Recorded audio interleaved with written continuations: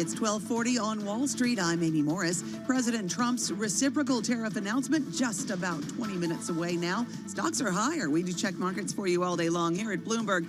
The S&P 500 is up 0.5% or 32 points. NASDAQ is up 0.8% or 158 points. The Dow up 0.3%. That's about 137 points. The 10-year Treasury yield is at 4.53% and the 2-year yield at 4.31%. The heads of some of Wall Street's biggest banks on Capitol Hill for a roundtable discussion on debanking. Now, before that meeting, J.P. Morgan Chase CEO Jamie Dimon telling Bloomberg's Tyler Kendall he supports a restructuring of financial regulators and dismissed any concerns about CFPB being dismantled. There is consumer protection out of the SEC, the OCC, the Federal Reserve, and the question is how do you design the system that's good for everybody, that makes sense? It isn't just for the CFPB alone. J.P. Morgan Chase CEO Jamie Dimon. Sources tell Bloomberg that Morgan Stanley is aiming to boost the size of its latest offering of X Holdings debt that banks hold on their books.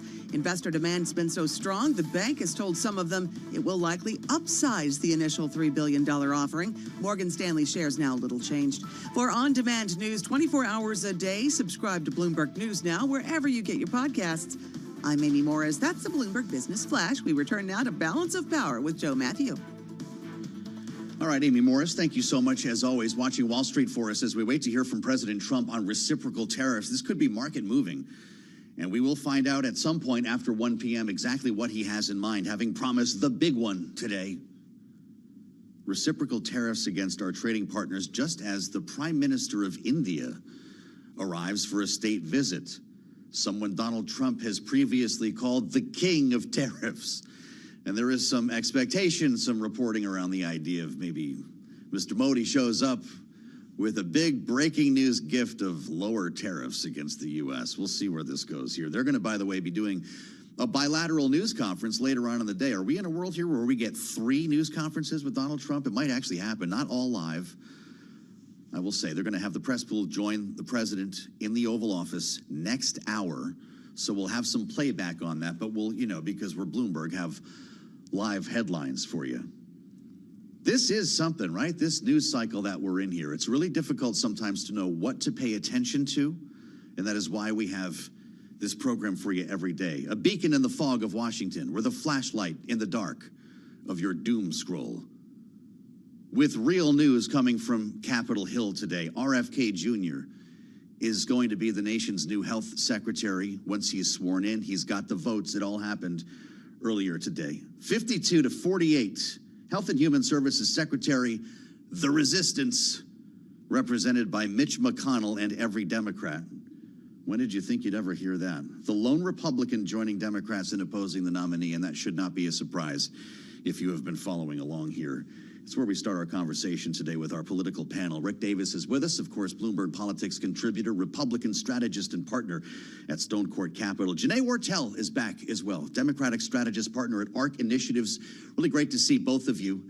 Rick, you saw this coming, and you told us a long time ago about this idea of blue MAGA having a particular urgency within Donald Trump's sphere. Getting former Democrats like Tulsi Gabbard and now RFK Jr. means what for this administration?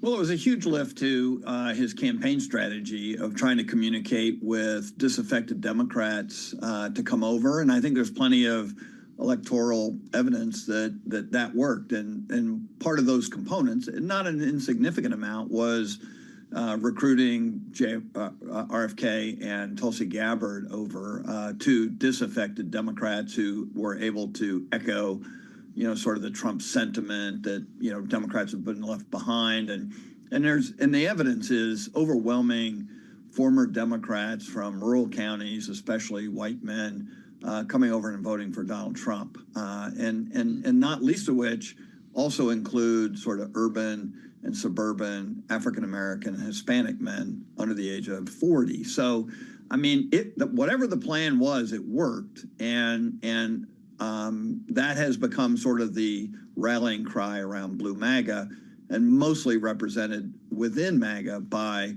RFK and Tulsi Gabbard. So this was a big win for Donald Trump, because I would say if there was a betting pool around cabinet members this last month, and of course that would never happen in Washington. I would say RFK would be considered probably the single most vulnerable, second only to Tulsi Gabbard, both of whom are on, one got confirmed and the other on a glide path to go. And that's something, and true enough. Janae, what do you make of that idea of blue MAGA playing a special role in this administration, and how worried are you as a Democrat? We heard this would be the end of vaccines and healthcare as we know it. Well, I think that, we always knew that these votes were going to be along party lines, right? So these confirmations don't come as a huge surprise.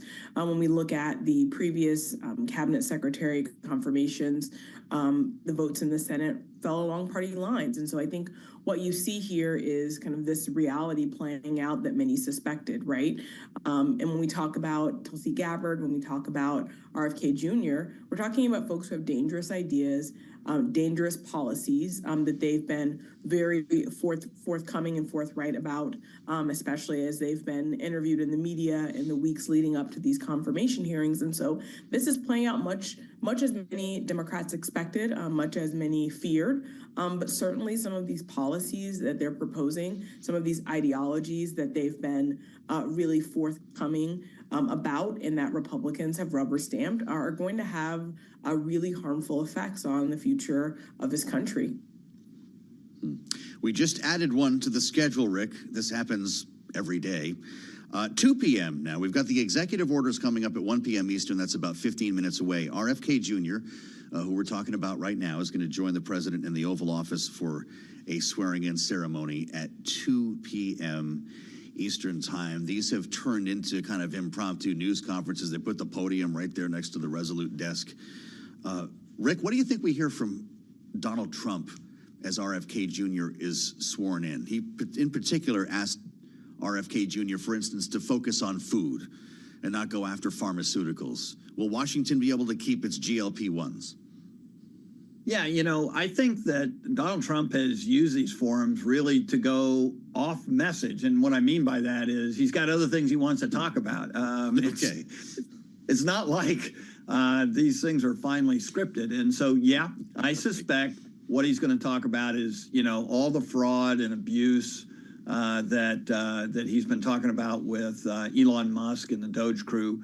And that we've got to cut to the bone at HHS, and that that'll be one of the jobs, because that seems to be a common thread now that's running through all his press conferences. But it wouldn't surprise me that he goes into Middle East peace, talks a little bit about hostages getting released on time. I mean, I think you can expect the unexpected. But just think about this day, Modi, which would normally be a major press day around a meeting like this. But on top of that, he's announcing these trade sanctions. And then on top of that, he's going to have, one of his key cabinet members swearing in all in the Oval Office, basically. Janae, what do you think about this? I mean, we're beyond flooding the zone. This is like a Saturday Night Live. Every single hour, I'm looking at the schedule. He's got 4 news conferences scheduled for today, and it's on the day of a state visit. We've got the Prime Minister of India rolling into the White House later on. There's going to be a bilateral news conference. They're going to meet in the Oval Office. They've got a dinner, and he continues to add events. Is this pace having the desired effect? I mean, it's a bit of an avalanche, really, right? It's kind of nonstop. It's unrelenting. I mean, the press, I'm sure, are exhausted. I'm sure the American people are exhausted watching this play out. But look, I think this has always been the Trump administration's plan, really, just to flood the zone, to kind of overwhelm folks with news alerts and confirmations and state dinners. Oh my, right? And so I think that a lot of this is really to ram and kind of force the agenda, but also to give folks like so many inflection points around what this administration is doing. It's really hard for critics, pundits, and folks to really keep up and have singular lines of criticism or pushback because there's just so much happening at once. So kind of exhausting the media and exhausting the American people is kind of the approach that this administration has really taken. Exhausting it is. Rick, you're a communications expert. You spent a career helping elected officials hone their messages and deliver them effectively. What do you make of this? Well, I don't know if you can use the term overexposure because that may be an underestimation, but he's getting plenty of airtime. Frankly, he's much busier than he was during the campaign to try and become president of the United States. And so the question is, how sustainable is this? Clearly, he's taken the initiative, and it's very hard for his opponents to either Democrats or Republicans who oppose his agenda to catch up to where he is. And he's got an entire administration machine working relatively flawlessly supporting that. So I think you're going to see this for quite some time, and we'll see whether or not the public tires of it, or whether they feel the pain of some of these cuts that are coming down the pikes. But right now, I would say it's very hard to keep up with him, and as evidenced by also other world leaders who have yet to be able to really react to some of his moves on a global stage. And so I would say flooding the zone may be the nicest way to talk about this. Avalanche, I thought, was a very good term. All right, we're sticking with that, Janae. And here's the thing. Janae, there's actually real stuff happening today. I already mentioned RFK Jr. I guess he'll get his own news conference, but the purge begins today. Elon Musk and the Doge initiating sweeping layoffs of federal employees because not enough of them took the buyout. Is the White House stepping on its own message because that would play well with the base, or intentionally keeping the weave and the swirl going here so we don't pay attention to stuff like this? Well, I think, this story of Doge and kind of this purge has been something that's been kind of foreshadowed and forecasted for quite some time now, right? This idea that folks needed to take this buyout, there's been a lot of chatter about that. So this has been a bit of a protracted narrative conversation that we've been having around this. But I do think that there is, to the point, there is an effort to have all of these other things happening that the media is needing to cover, that there needs to be attention drawn to so that people aren't focused on this. But the reality of it is this is affecting thousands and thousands of folks. So this is not going to be something that's going to fade quietly behind other headlines. This is something that is going to resurge as these layoffs are happening. And so I do think that there's a longer conversation that we're going to have given the tremendous impact that it's going to have to the federal workforce. What do you make of that, Rick? Is the point to keep us from focusing on any given story? I mean, what exactly is the strategy? They've got the news media, running breathlessly, and I get that part of it. But if you're somebody who's sitting at home trying to follow along here, it's pretty difficult to understand what's important and what's worth paying attention to.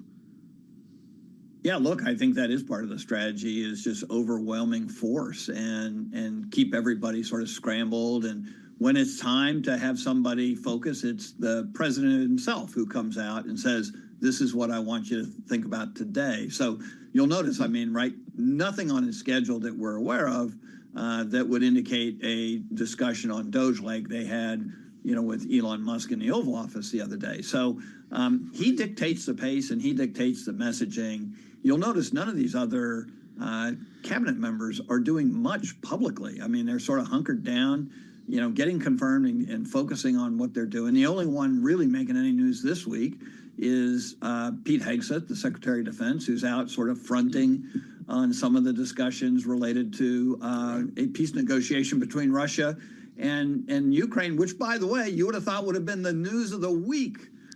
Talking to both leaders yesterday, and now it's overshadowed by the other 6 or 7 things. So, look, I think that the message is we're doing a lot. They know they have a short period of time to get a lot done before, the honeymoon is over. And I think that's all been part of the construct of his first 100 days. Producer James and I started the day just by counting the top stories. I believe it was 5 top stories that we're covering in one program here, all of which could have been their own program in any normal world. As I look back here, 4. We have 4 news conferences in one day. Janae, I've only got a minute or so left here, but nobody's going to take the Ozempic away from Capitol Hill, right? You take Ozempic away from lawmakers, and this whole deal is off. Pharmaceutical stocks are all rising on the day that RFK Jr. is sworn in. What do you think? Well, I think the reality is, listen, the pharmaceutical industry is a very powerful run, right? It's a business in and of itself, and so I think you've got folks who are like leaned into what this is going to mean for business and the potential lack of regulation. And I think people are going to lean into that and say, is this a place where we can make a little bit more money? And I think the answer is probably yes. Yeah. Well, we'll see if we hear from him a little bit later on. Of course, we'll bring those remarks to you when President Trump speaks, when RFK is sworn in. J&J's up, Pfizer's up, Moderna's up. What do you know? Let's order some Big Macs. Hour 2 of Balance of Power on the way here on Bloomberg.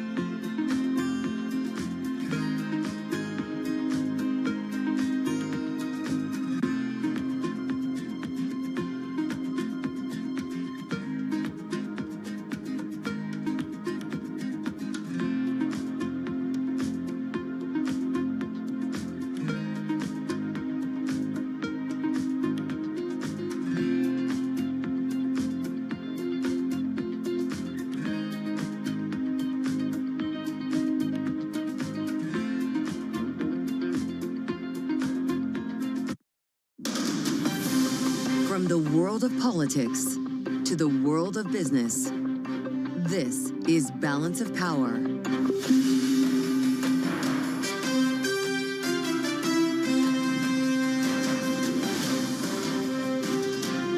Live from Washington, D.C.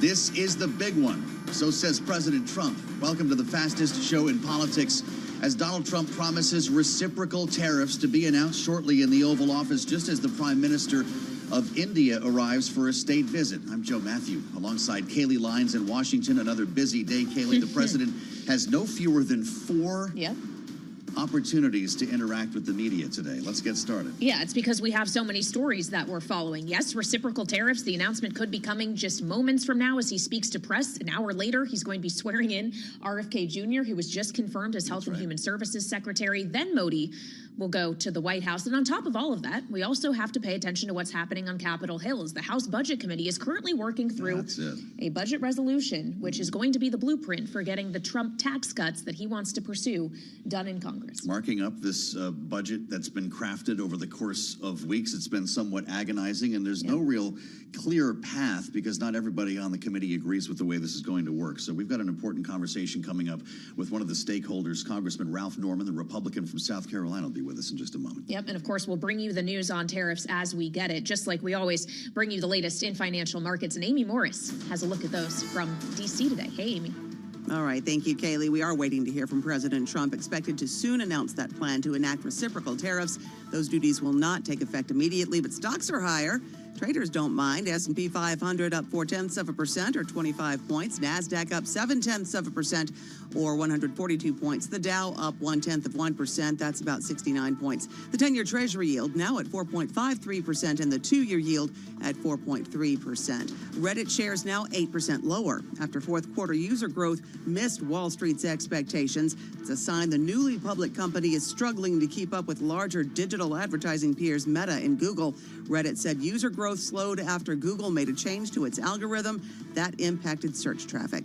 Deere & Company shares fell as that company anticipates another challenging year because grain and soy growers are not spending and tariffs are threatening further pressure. Shares of Deere now 1.4% lower.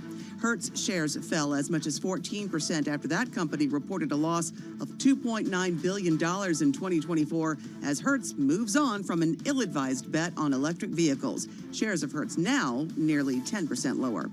And here's a little teaser from Apple. CEO Tim Cook posted on X, quote, "Get ready to meet the newest member of the family on February 19th. Guess we'll wait. For on-demand news 24 hours a day, subscribe to Bloomberg News Now wherever you get your podcasts. I'm Amy Morris. That's a Bloomberg Business Flash. Let's go back to Balance of Power with Joe Matthew and Kaylee Lyons. All right, Amy Morris, thank you so much. A new member joining the Apple family, which I guess is probably pretty extensive. We think about a lot of things as families in the business and in the political world, including, for example, the House Republican Conference, where there's famously, 5 families that all have to try to get their heads together and pursue the same policy. And therein lies the challenge that is facing House Republicans right now as they try to find a path forward on budget reconciliation to achieve the legislative objectives of President Trump, which includes steep tax cuts, making permanent his 2017 tax cuts, specifically energy and border policy, which they're trying in the House to roll all into one bill. And we got the budget outline yesterday. That's right. It seems things are changing, though, as they mark things up, with the budget chair, Jody Arrington, now saying if they can't reach $2 trillion in tax cuts, the maximum allowed, or in spending cuts, rather, the maximum allowed in tax cuts would be $4 trillion. The problem is, just renewing the 2017 tax cuts is expected to cost a bit more than that. So the math is difficult here, and that's where Congressman Ralph Norman comes in. I'm glad that we have the opportunity to bring in a member of the aforementioned House Budget Committee representing South Carolina's 5th District with his own point of view here. And we're told, Congressman, welcome back to Bloomberg TV and radio, that you're one of 2 potential no's with the numbers that we're hearing. So we'll update that. Let's say it's at least $2 trillion in spending cuts, $4.5 trillion cap on tax cuts, a $4 trillion extension of the debt limit. Would you vote yes on a bill like that? Well, first of all, what we started out with was we could not continue the path of unsustained spending. Spending is a problem for inflation. Inflation is not income, it's spending. The base budget I voted to get out of committee. We had the timeline to meet, which is today, for the markup, which we're doing. To be honest, I'm confident that we're going to have the amendments in place that will get the job done. And as you mentioned, we've got $1.5 trillion in baseline number with an aspiration of 2. The tax cuts, $4 trillion, 4.5, and then with $300 billion for defense and homeland security. And I think we're going to get there. I think it's important for us to get our own version out. I know the Senate is working on one, but you know, all the House is responsible for the purse strings. So I'm confident we'll get it out. It's going to be a long day, but we expected that. A lot of amendments, a lot of Democrat amendments, and we'll have our own that I'm confident will add to the value. Well, obviously, Congressman, getting it out of committee is one hurdle, but getting a package that can actually pass on the House floor with what is assumed to be 0 Democratic votes is another thing entirely. With this structure, are you confident the requisite votes would be there? Here's what I'm confident of. When it goes to the floor, there'll be a total explanation of every cut every committee comes up with and where it's coming from. Is it going to be easy? No, it's not going to be. But every dollar in Congress that's spent has got an advocate for it, and they're coming out in full force as I speak to you right now, Kaylee. But yeah, I'm confident, and I'm confident because of this. It will make sense. Everybody agrees that we can't continue the path, but I'll tell you what's got to happen. President Trump, who's got a 65, 69% approval rating, is going to have to get involved. Anybody that at the end of the day, when it goes to the floor, that doesn't agree with it or has issues, I think he will directly get involved, as he has, and he's done a brilliant job of doing that and explaining why the tax cuts. We've got to get this out because it's going to be a tax. It's going to be a tax increase for over 28 to 35% for all Americans. We can't let that happen. The prosperity that happened under his reign, we got to continue. And I think at the end of the day, I think we'll pass it. Well, we know, Congressman, that President Trump is not above picking up the phone when it's time to weigh in on things, as I'm sure we all recall from the most recent speaker's vote. Are you hungry for the president to weigh in here? Absolutely. He's got to weigh in because we can't afford to stumble on this. I mean, you know, it's interesting. Every politician, every 535 members of Congress campaign on conservatism, cutting the deficit. We know it's not sustainable. Now, when it actually comes down to it, that's where he comes into the picture. And does it make sense to put work requirements on Medicaid? I think it does. Does it make sense to to go down the line and let block grants, let states handle some of that funding? It's not a cut in Medicaid as one example. But, yeah, I mean, I think he's going to have to get involved, and he will, to pass what he considers. This is a linchpin for his whole 4 years in office. It's great to start it now. Look what he's done on the DOGE Commission. And so I'm anxious, and I think it's going to pass, and I'm optimistic. Well, and with this structure, you already mentioned potential cuts to Medicaid here, but essentially what this structure will mean is that if the cost of Trump's tax cuts go higher, if we're adding on things like no tax on tips or overtime or Social Security, lifting the SALT cap, perhaps more spending cuts have to come into place. So what else is going to have to go on the chopping block if Donald Trump, the president, is to get everything he wants here? Well, first of all, it's not cuts to Medicaid. We're not doing that. Is it a reallocation? Yes. Is it getting people off the rolls that are healthy? Yes. Is it, and that's what he can sell to anybody who is feeling a lot of pressure, which I understand. And but you got to consider the growth rate. I think we've got a 2.5% growth in the economy of GDP. I think that'll happen. That'll make some of the difference up. But it's not going to be easy, but it never is. But I think we'll get there. And the alternative of letting the tax cuts expire and give Americans that kind of a tax increase is not a pretty picture. And we're not going to let that happen. I'm wondering where you are on the timeline here, Congressman, and just how much time there is to work all of this out. We've got a funding deadline 29 days out. Would you support a continuing resolution to keep the lights on if negotiations were moving in the right direction? Yeah, and I don't like CRs. I think it needs to be a kind of a modified CR. As example, the ones that get hit the most are the military. I think Pete Hegseth will weigh in on what he needs.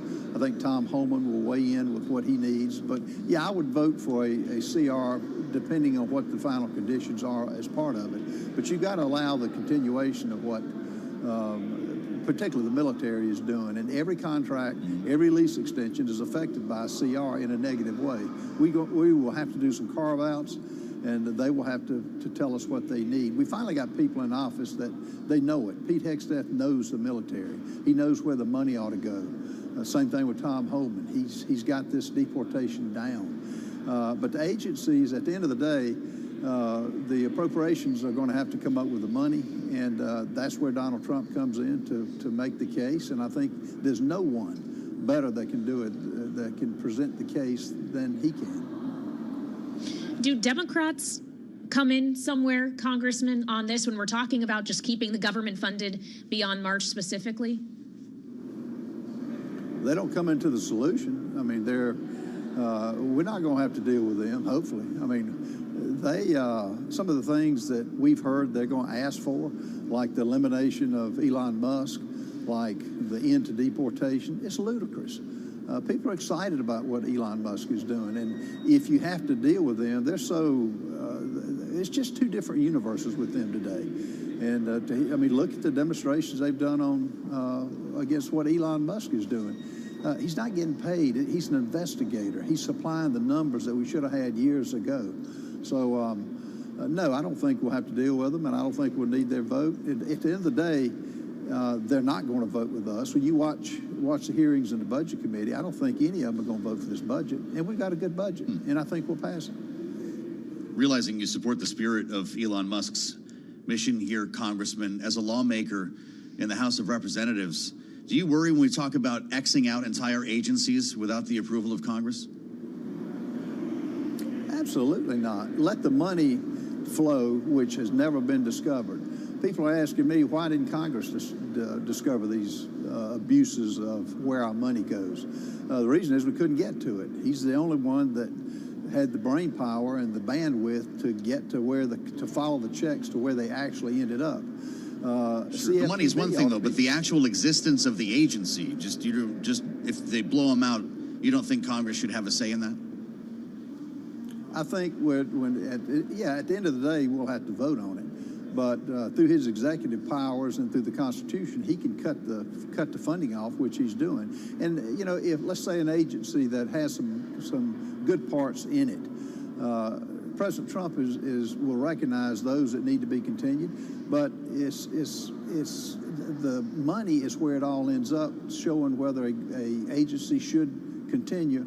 It shouldn't go overseas. It shouldn't go for Sesame Street books for the tune of $20 million. It shouldn't go on to $16 million to Vietnam for inclusion. Things like that, we the people are going to weigh in on, and they already have. But some agencies will need to be modified.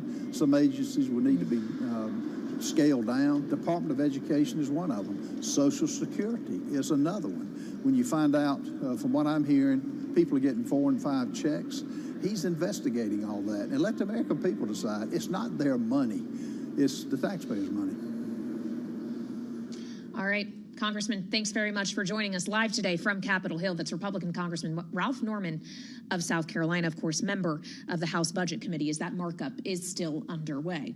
Meantime, we're waiting to see get underway a news conference or press conference at the White House in the Oval Office from President Trump, where he is expected to announce reciprocal tariffs. The question is going to be the details of this. So for more, we turn to Bloomberg's Michael Shepard here with us in our Washington, D.C. studio. So obviously, Mike, reciprocal tariffs could apply to a lot of different countries. Is this just going to be a question of scale and whether any countries, as we've seen with Canada and Mexico, are able to negotiate themselves out of this at some period of time? Well, Kelly, that really is the question. Scale, but also specificity, because there will be individual sectors and products that the administration really might try to decide to go after with full vigor. And we can imagine that agricultural and automotive products would be at the top of the administration's list. And Donald Trump himself during the campaign sure signaled that. And he has signaled his differences with the biggest trading bloc out there right now, the European Union, over some of its policies, including the value-added tax,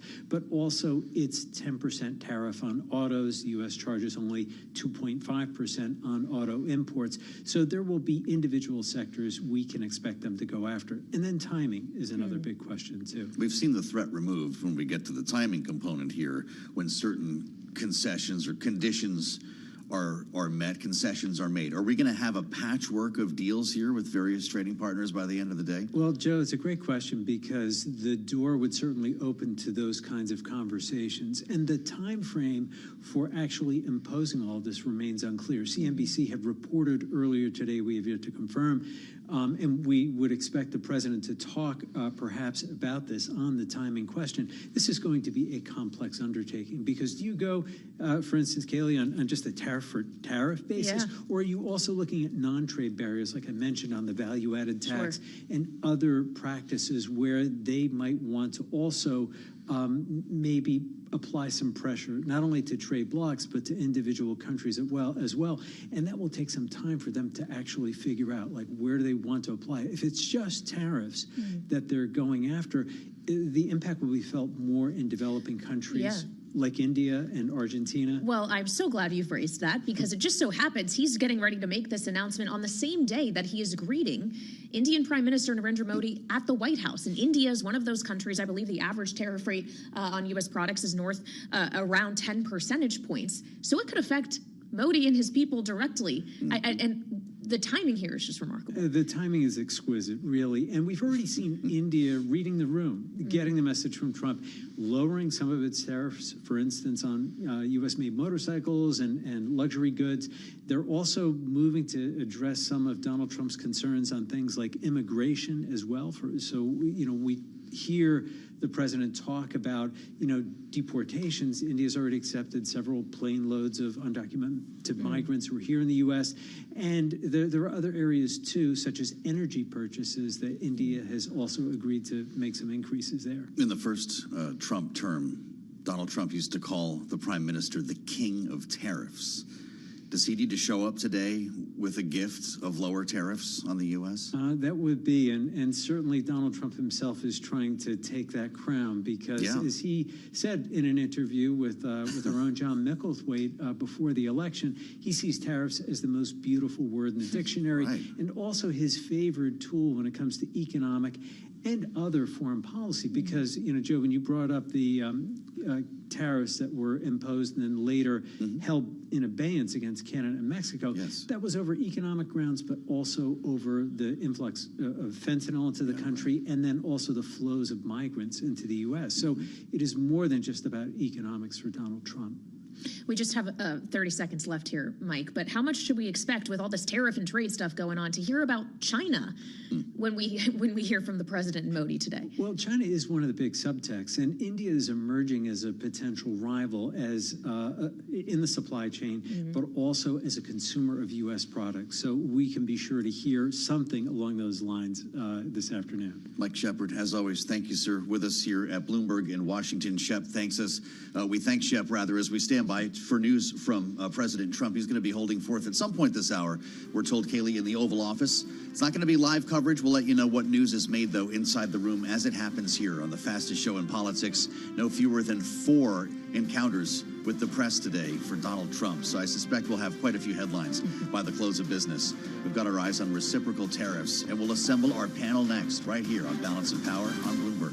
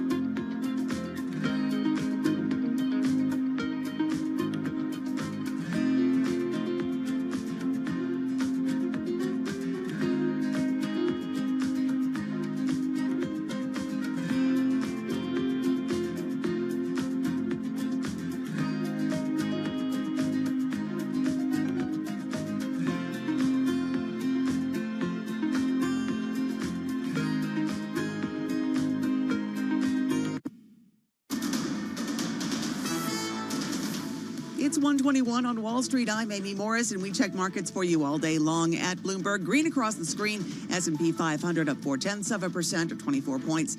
NASDAQ up 0.6% or 125 points, and the Dow up 0.2%, about 90 points. The 10-year Treasury yield at 4.54% and the 2-year yield at 4.31%. The heads of some of Wall Street's biggest banks were on Capitol Hill for a roundtable discussion on debanking.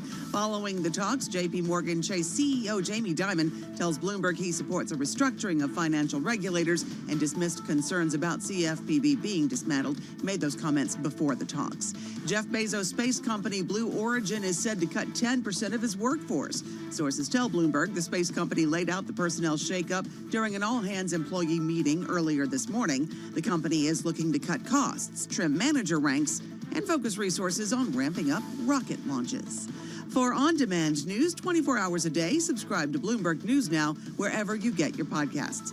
I'm Amy Morris. That's a Bloomberg Business Flash. Let's get back to Balance of Power with Joe Matthew and Kaylee Lines. All right, Amy Morris, thank you so much. We are watching at this hour the Oval Office of the White House, where the press has yet to be let in, but we are assuming that they will be momentarily, as Donald Trump, the President of the United States, prepares to announce reciprocal tariffs. This is something that he's been teasing for a while now. At first, it was Tuesday or Wednesday we were supposed to get this announcement. And in fact, it is today. That is the day. And it just happens to coincide with the visit of a country that very much could be affected by reciprocal tariff policy, depending on the contours of it, India. Narendra Modi is going to have to visit just hours after this announcement is made, Joe. Man that Donald Trump once referred to as the king of tariffs. They are, in fact, a trading partner that tariffs the U.S. more than most. And there's a question about whether we'll see an offering of sorts from the prime minister when he arrives to lower some of these numbers, because reciprocal is the word of the day. Let's assemble our panel for their take on all of this. We're waiting to hear from President Trump right now. Rick Davis is with us, Republican strategist, Bloomberg Politics contributor and partner at Stone Court Capital. Joined today by Janae Wortel, partner at ARC Initiatives, our Democratic strategist. Great to see you both. Janae, what do you think we're going to hear from Donald Trump in the Oval Office? I realize you're not in his head today, but we have seen a bit of a pattern. You threaten the tariffs, you give him a bit of a timeline so some concessions can be offered. How about today? Well, certainly wouldn't want to be in Donald Trump's head. But certainly I think that this is following a pattern, right? We saw with the previous tariffs that were announced, and then there was, some sort of deal or concession made, and then he was able to walk back some of it, but still, look tough when it comes to these tariffs. And so I think we'll see much of that now. These reciprocal tariffs, though, let's be reminded, are a bit of a danger in that they kind of create this dynamic, this tension with those who have been trade partners and allies of the United States. And they also just could incite kind of this trade war. And so I don't think, it's a really positive long-term strategy for the United States, but it's certainly something that Donald Trump has undertaken to look very tough in his America First mindset. So is this ultimately, in the timing of it specifically, Rick, a power move being pulled over Modi? Imagine that, Donald Trump pulling a power move on our allies.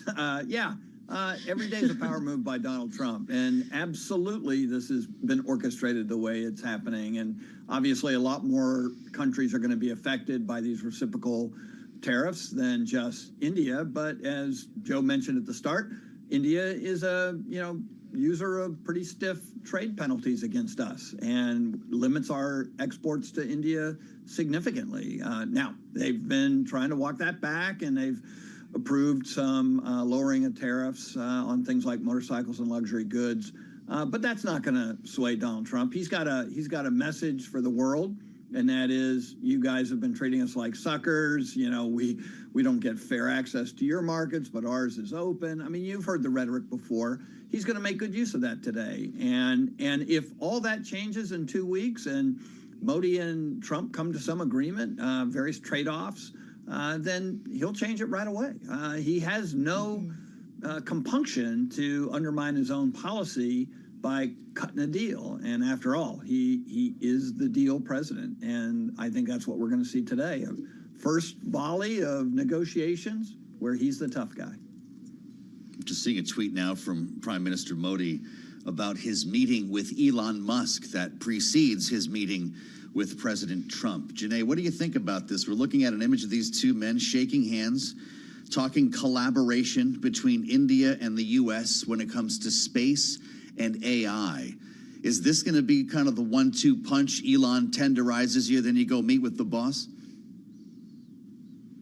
Well, perhaps, right? What we see is, the installation of Elon Musk as a central figure in the Trump administration certainly has put him in a place where he can appear to be the chief kind of negotiator, kind of priming the pump with these folks before they meet with Donald Trump. But listen, Elon Musk has had, a number of things that he's kind of proposed over the course of the last couple of days and weeks that, he kind of wants to be a central player. And so talking about space, talking about AI are perhaps things that there could be like a productive conversation on. But also, he wasn't voted on by anyone. He wasn't, he wasn't asked by the American people for kind of any of his, proposed, kind of solutions and air quotes that he's putting forward. And so I think there's just a lot of concern, though, with someone who's been a bit unhinged in these first couple of weeks in his role to be really sitting across the table from major players and major allies of the United States.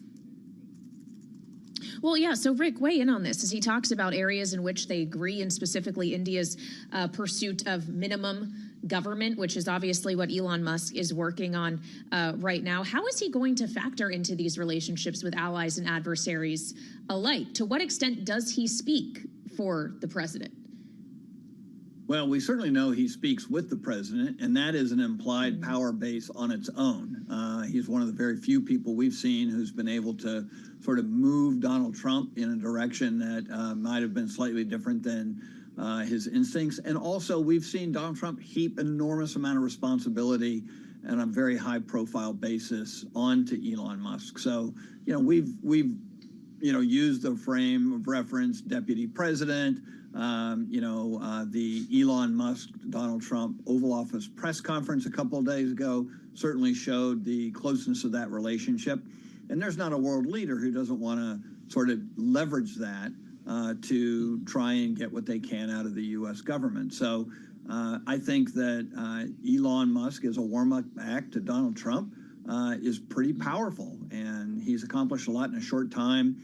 And his impact on the U.S. government has been, some will call it surreal, and so there's no telling what kind of influence he can have on the world stage with other government leaders.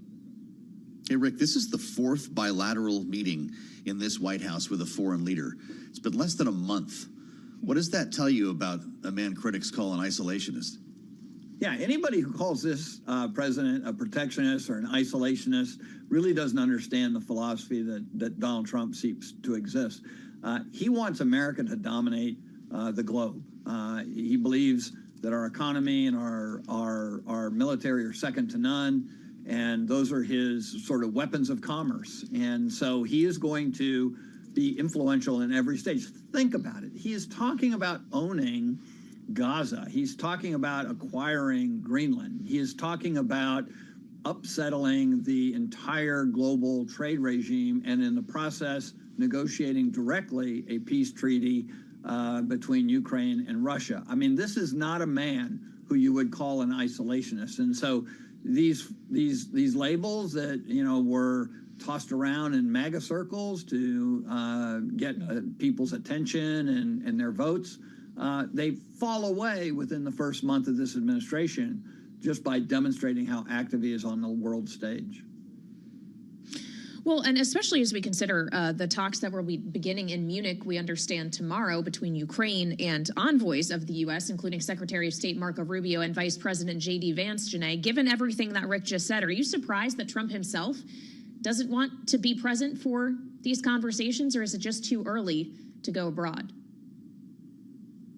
Well, I think the reality of the matter is, President Trump has allies, has folks that, again, he trusts their counsel, that he trusts their opinion, and letting others kind of weigh in or be, proxy to represent him in some of these key meetings or in these conversations, I don't think is a strange take. I mean, you have folks who have experience in foreign policy and kind of understand who the allies are on the world stage and how to have these conversations. And certainly they're doing it in concert with his ideas, his thinking. And so they do represent his ideas. And so I don't think that it really strikes me as odd that he would allow these folks to be kind of his proxy in these conversations and not himself go abroad.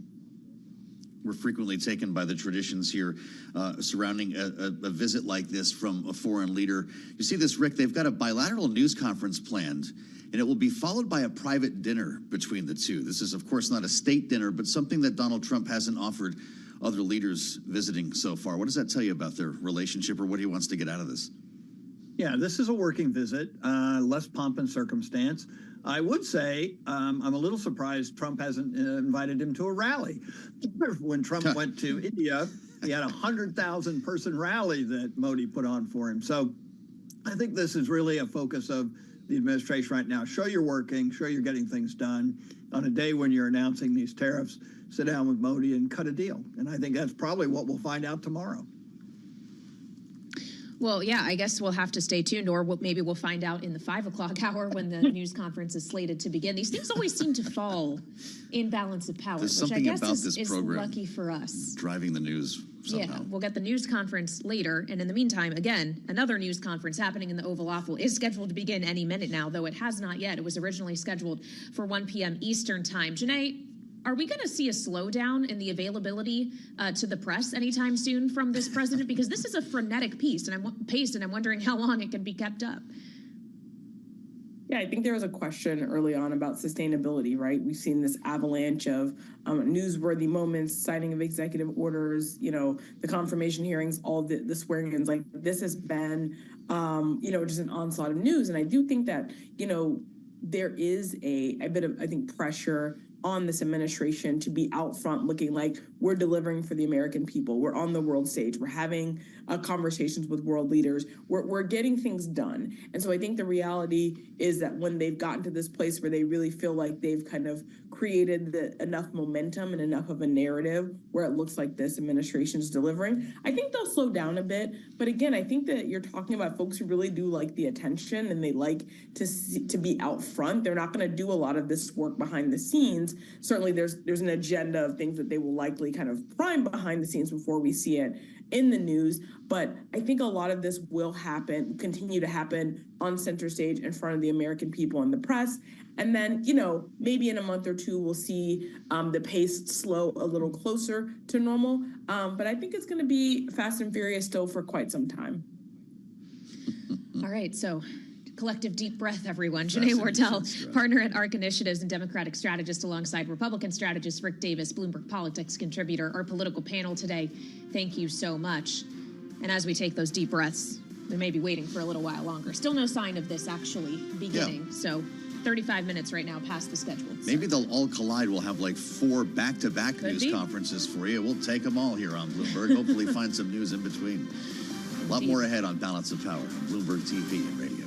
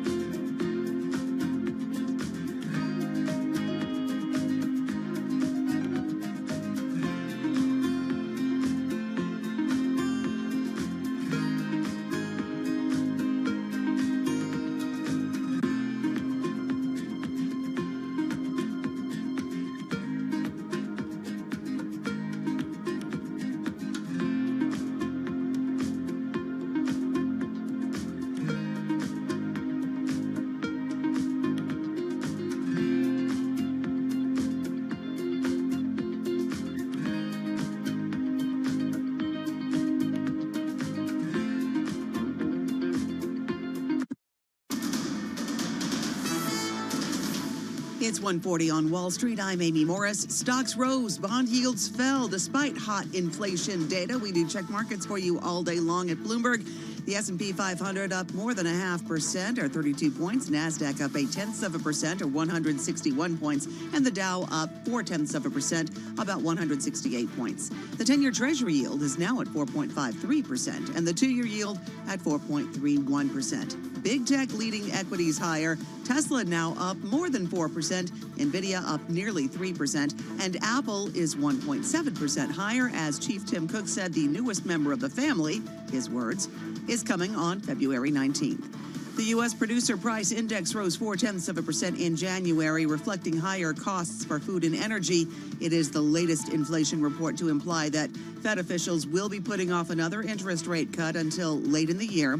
Sources tell Bloomberg that Morgan Stanley is aiming to boost the size of its latest offering of X Holdings debt that banks hold on their books. Investor demand's been so strong, the bank has told some of them it will likely upsize the initial $3 billion offering. Deere & Company shares fell, that company anticipating another challenging year because grain and soy growers are not spending and tariffs are threatening further pressure. Shares of Deere now down 1.5%. For on-demand news 24 hours a day, subscribe to Bloomberg News Now wherever you get your podcasts. I'm Amy Morris. That's a Bloomberg Business Flash. Now back to Balance of Power with Joe Matthew and Kaylee Lines. All right, Amy Morris, thank you so much. The headlines have started to roll out of the Oval Office where President Donald Trump is now speaking with reporters.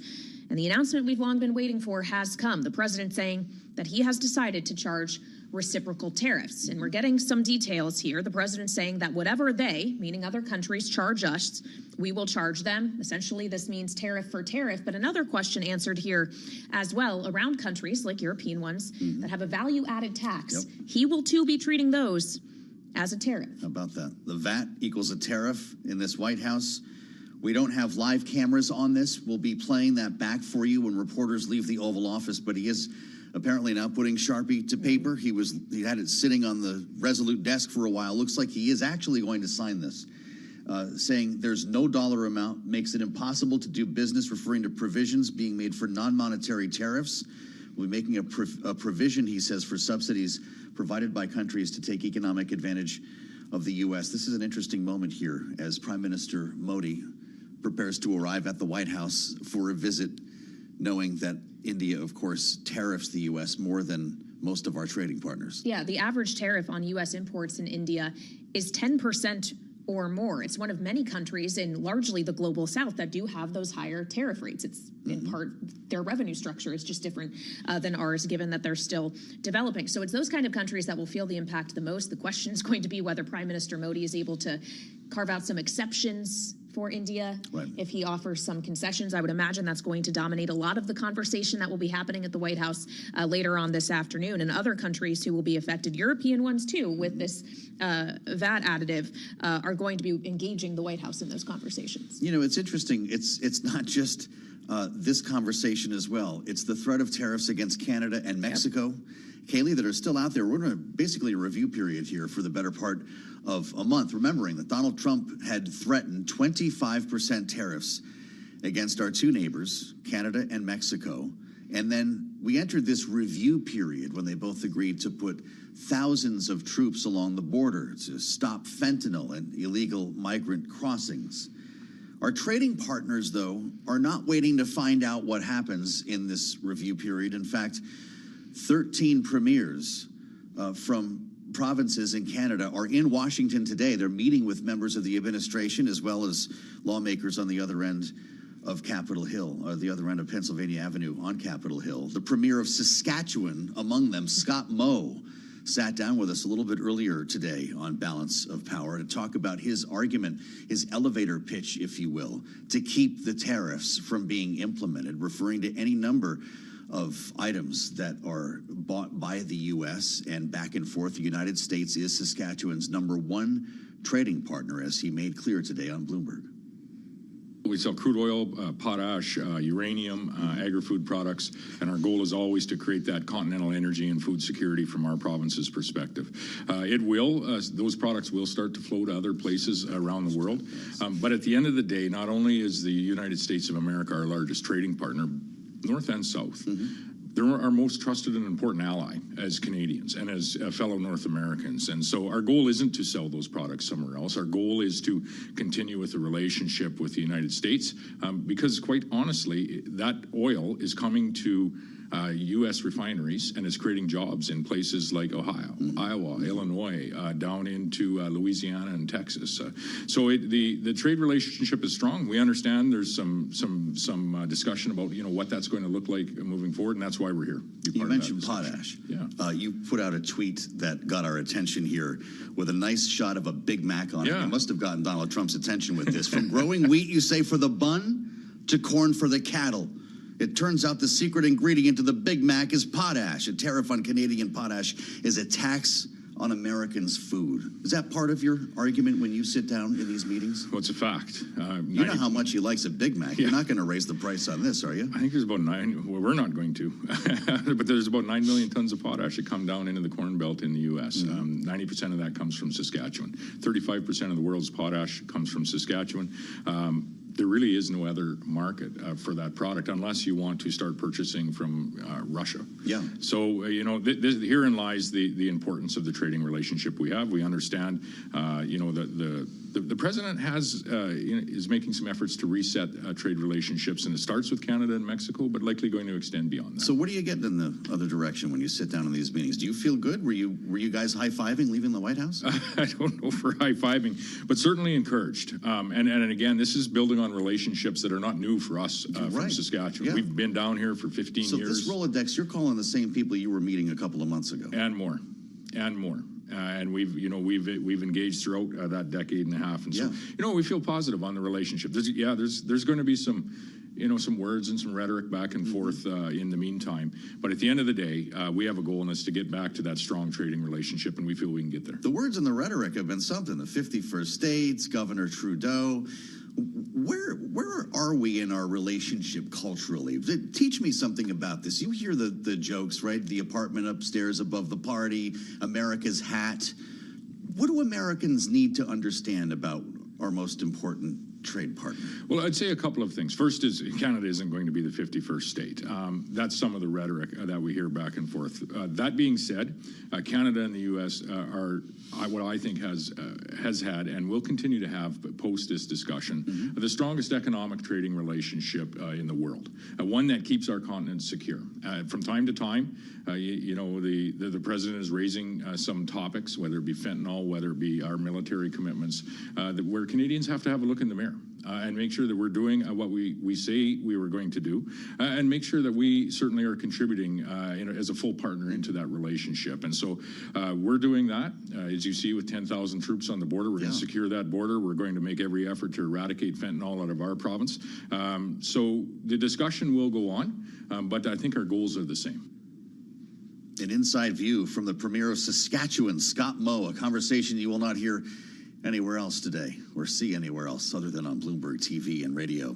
As we continue our coverage from Washington, President Trump preparing to sign reciprocal tariffs that could be implemented before the close of business here. Kaylee Lyons, he's talking to reporters as we speak. Yeah, and some of this ties back to Canada as well, as we talk about not just the 25% threat on Canada and Mexican goods. Howard Lutnick, the yet-to-be-confirmed, mind you, Commerce Secretary, is in the Oval for this, and Donald Trump says he will be part of putting together this reciprocal plan, is talking about what he's describing as Canada and Mexico being pathways for stuff from countries like India and China, which is why, in part, those tariff threats were put into place. But if you're India, if you're China, you already have tariffs. If you're India, you're looking at more now with these reciprocal tariff announcements, as are many other countries around the world, including European ones that have that value-added tax, which Donald Trump has confirmed he will be treating as a tariff. Yeah, pretty interesting to watch this unfold before our eyes here. President Trump speaking, and we'll play back some of this for you once reporters get a chance to leave the Oval Office, Kaylee, but it does look like he said this is the big one. I guess he meant it. Yeah, so we want to get more on just how big this is and turn to our colleague Tyler Kendall, who's here with us in our Washington, D.C. studio. Another noteworthy headline, Tyler, coming out of the president from this is that he expects, because of this, some countries will reduce or terminate their tariffs. This is what it's all about, right? Right, exactly. And what sort of negotiations are going to come out of this? We're still waiting for some big questions to be answered, including if there will be exemptions and also the timeline for this. You guys were speaking about the idea of steel tariffs before, when President Trump put into effect sort of a 4-week negotiation period, saying that they'll go into effect on March 12th to see what sort of benefits he could get back from these countries. Now, we know at least one of them is already starting to vie for this. We know India's prime minister is coming to the White House later today, and we've already started to see India, for example, slash some of their tariffs on goods from everything from motorbikes to luxury cars, and also some reporting coming out that they're trying to boost U.S. LNG imports to the country, as well as defense weapons. So what are we going to find out here in the next couple of hours? Because it's very difficult, to your point, to answer some of the questions that are being asked, specifically about reciprocal tariffs. But this is what Donald Trump wants us to be talking about today. Right. And Joe, he says it's a simple idea, right? If they charge us, we will charge them. We also heard Caroline Leavitt say this yesterday during the press conference, calling this the golden rule: treat others how you would like to be treated. Often when we talk about tariffs, right, we've heard the Trump administration outline 3 ways that they like to use them: as a revenue raiser, as a negotiating tactic, and to rebalance trade. Now, in this iteration of it, it seems to be addressing the latter. And as we heard on the campaign trail, President Trump had promised what he called universal tariffs. So this isn't exactly the same sort of idea, but I've spoken to Republican aides on Capitol Hill who have said that this would likely fulfill that same sort of campaign promise for widespread tariffs to get back to this goal that President Trump would like to see when it comes to rebalancing trade. We did mention India before, and you pulled up some of the statistics. I also wanted to point out one from Bloomberg Economics, who crunched the numbers. We have a $41 billion trade deficit with them that puts India at 10th overall for all nations that trade with us. Well, and so clearly that might be one of the things that Donald Trump is identifying here and wanting to rebalance that trade. But India is also an incredibly important partner. A lot of these countries that we're talking about, Europe included, with that, these are allies that the U.S. needs for geopolitical efforts. How does the economics of this complicate the foreign policy? Particularly when you think about how we have also relied on India when it comes to competition with China and in the Indo-Pacific. That is also definitely going to be one of the main focus areas today, as the Trump administration has really made competing with China such a focal point of their stump on the campaign trail, and some of the actions that we've already seen this administration taken. So it's going to be interesting to see how it plays out, what sort of leverage India comes to the table with as we wait for additional headlines on what these reciprocal tariffs could really look like. This is really interesting. We're getting some more information out of the president as we speak. This is coming from the press pool and our reporters in the room. He refers to it as one of the biggest economic bills ever signed, but specifically, Kaylee, steel and aluminum is over and above this. Cars will be over above this and coming shortly. We just put out a headline on that on the terminal. So this is not going to be the last word on reciprocal tariffs. Yeah, he says chips and pharma will also be over and above this. These are all ideas he's floated before, obviously, but making it clear that one tariff does not necessarily mean another isn't coming. Correct. And I would note, this is now signed. He has used the Sharpie, and he has signed action on reciprocal tariffs with all of these trade barriers. And it's just incredible to see the pace here. Yeah, as here we are was again. it yesterday that Elon Musk was in the Oval with Donald Trump? I think it was 2 days ago. It was 2 days ago. A little hard to tell. Thank By the you, way, he producer had his James. son back with him. X was in the meeting with Prime Minister Modi a short time ago. Yeah. Well, and they were talking about like minimizing government, for example, which we know is well underway in this White House, whether you're looking at USAID, whether you're looking at regulatory agencies, Tyler, like the CFPB. And I know you had a little reporting on that from Capitol Hill with a big bank CEO earlier. Kaylee, that was a fantastic segue into this. Thank you. I was on Capitol Hill earlier today. We know that some big bank CEOs were meeting with Senate Republicans of the Banking Committee, of course, now chaired by Tim Scott. An aide for that committee tells me that they were meeting about debanking and this idea moving forward, something that's become a Trump administration priority. And of course, Tim Scott is a big ally of this White House's. But after the meeting, I had the chance to catch up with Jamie Dimon, and I asked him about this idea that we could see some shifts when it comes to financial regulators and exactly what he thinks about that. And he told me, I want you to take a listen here. I think we have the tape. He told me that he thinks that there should be a holistic review on all of them. I think it's time, in my view, to take a step back and look at all the rules and regulations put in place to create a better, safer, sounder, more consumer-friendly system that finances the growth of the United States of America. Joe and Kelly, Jamie Dimon also dismissed concerns about what could happen to the CFPB, saying that no matter what, Americans will likely be protected, whether it's by the SEC, Federal Reserve, or the OCC. Well, you guys have something in common now. I've never had to chase down Jamie Dimon in Washington. He's kind of fat. He walks fast. You both got a hold of Jamie Dimon. That's massive get. Thank you very much, Tyler. You're going to have to teach me how to do that someday. Just start running. Yes. There you have it. And a lot more, by the way, on the terminal about Tyler's encounter with Jamie Dimon. Kaylee will be listening very closely to what the president has to say, and we'll spin this back for you. Stay with us with a lot more ahead right here on Bloomberg.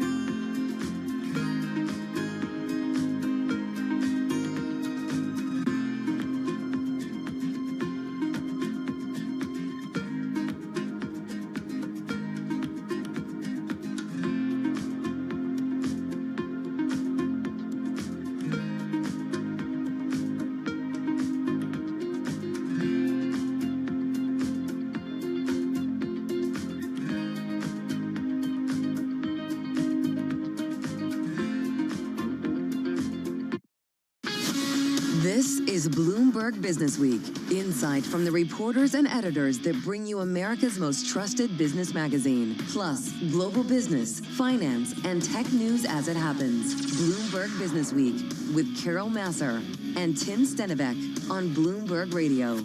All right, and a very good afternoon, everyone. It is Thursday, February 13th. Welcome to Bloomberg Business Week, live on radio, TV, YouTube, Bloomberg Originals. Carol Masser along with Tim Stenivek. Some headlines continuing to cross from President Trump in the Oval Office right now. Our reporters there in the office with him, and this includes what was widely expected and reported out by Bloomberg News. President Trump signing an action imposing reciprocal tariffs. The president also saying that prices may go up in the short term. Howard Lutnick is in there as well.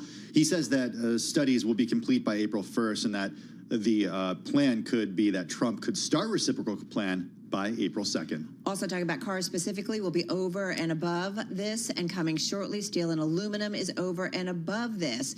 Chips and pharma will also be over and above. So we are certainly not done when it comes to tariffs coming from the White House and from President Trump specifically. So we are monitoring them. And there's a lot of details to be known, but we will continue to track all of it and bring you more headlines and discuss a lot about it in the next 60 minutes. Having said that, you've got stocks slightly higher here.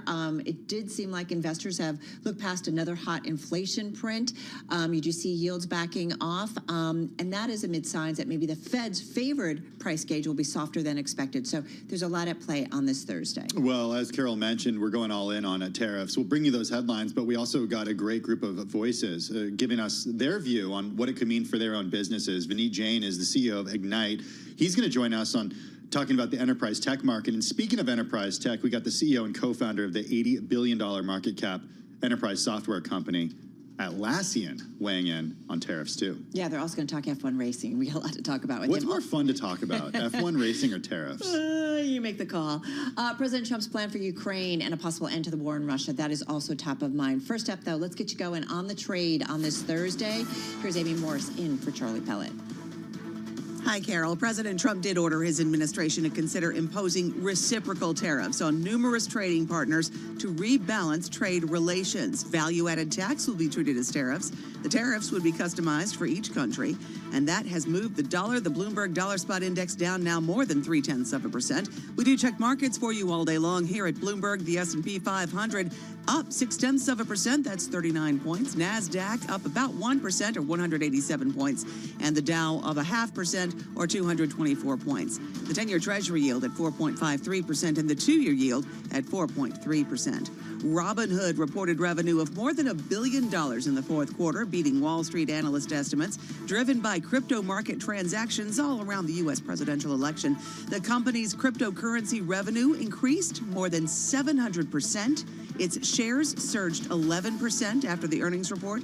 Robinhood plans to continue product development with a global expansion planned for 2025. Shares of Robinhood now up 11%. And Dutch Brothers, the coffee company, shares rose 34% after the drive-through coffee chain's total revenue forecast for 2025 topped analyst estimates, and the company reported fourth quarter sales topping consensus. For on-demand news 24 hours a day, subscribe to Bloomberg News Now wherever you get your podcasts. I'm Amy Morris. That's a Bloomberg Business Flash. We return now to Bloomberg Business Week with Carol Masser and Tim Stinovet. All right, so appreciate it. Amy Morris there. So we are continuing to get headlines out of the White House from President Trump talking about reciprocal tariffs. He has ordered his administration to consider imposing reciprocal tariffs on numerous trading partners to rebalance trade relations. The tariffs would be customized for each country, offsetting not just their own levies on U.S. goods, but also non-tariff barriers that limit U.S. trade. And he hopes to have a discussion with other nations about existing policies that have created an imbalanced trade environment, open also to lowering tariffs if countries remove trade barriers. So again, we'll continue to monitor those headlines. Yeah, we're getting some other headlines too, even as you speak, Carol. The president saying that the EU doesn't treat the U.S. right when it comes to trade. And just a reminder, he did say this about 7 or 8 minutes ago, that prices may go up in the short term. We'll bring you his comments live when that tape does start to roll a little later in the program. Also says could start the reciprocal plan by April 2nd, so a little bit of delay. Let's get to it. What does it all mean? Bloomberg News senior economics writer Sean Donnan is out there in our Washington, D.C. News Bureau, and then right here in our New York studio, Bloomberg News international economics and policy correspondent Michael McKee. Hey, Sean, let's start with you. The president was tweeting, or not tweeting, I guess, putting it out on his social media platform early this morning about reciprocal tariffs. We were widely reporting it. We're starting to get some details. What jumps out for you?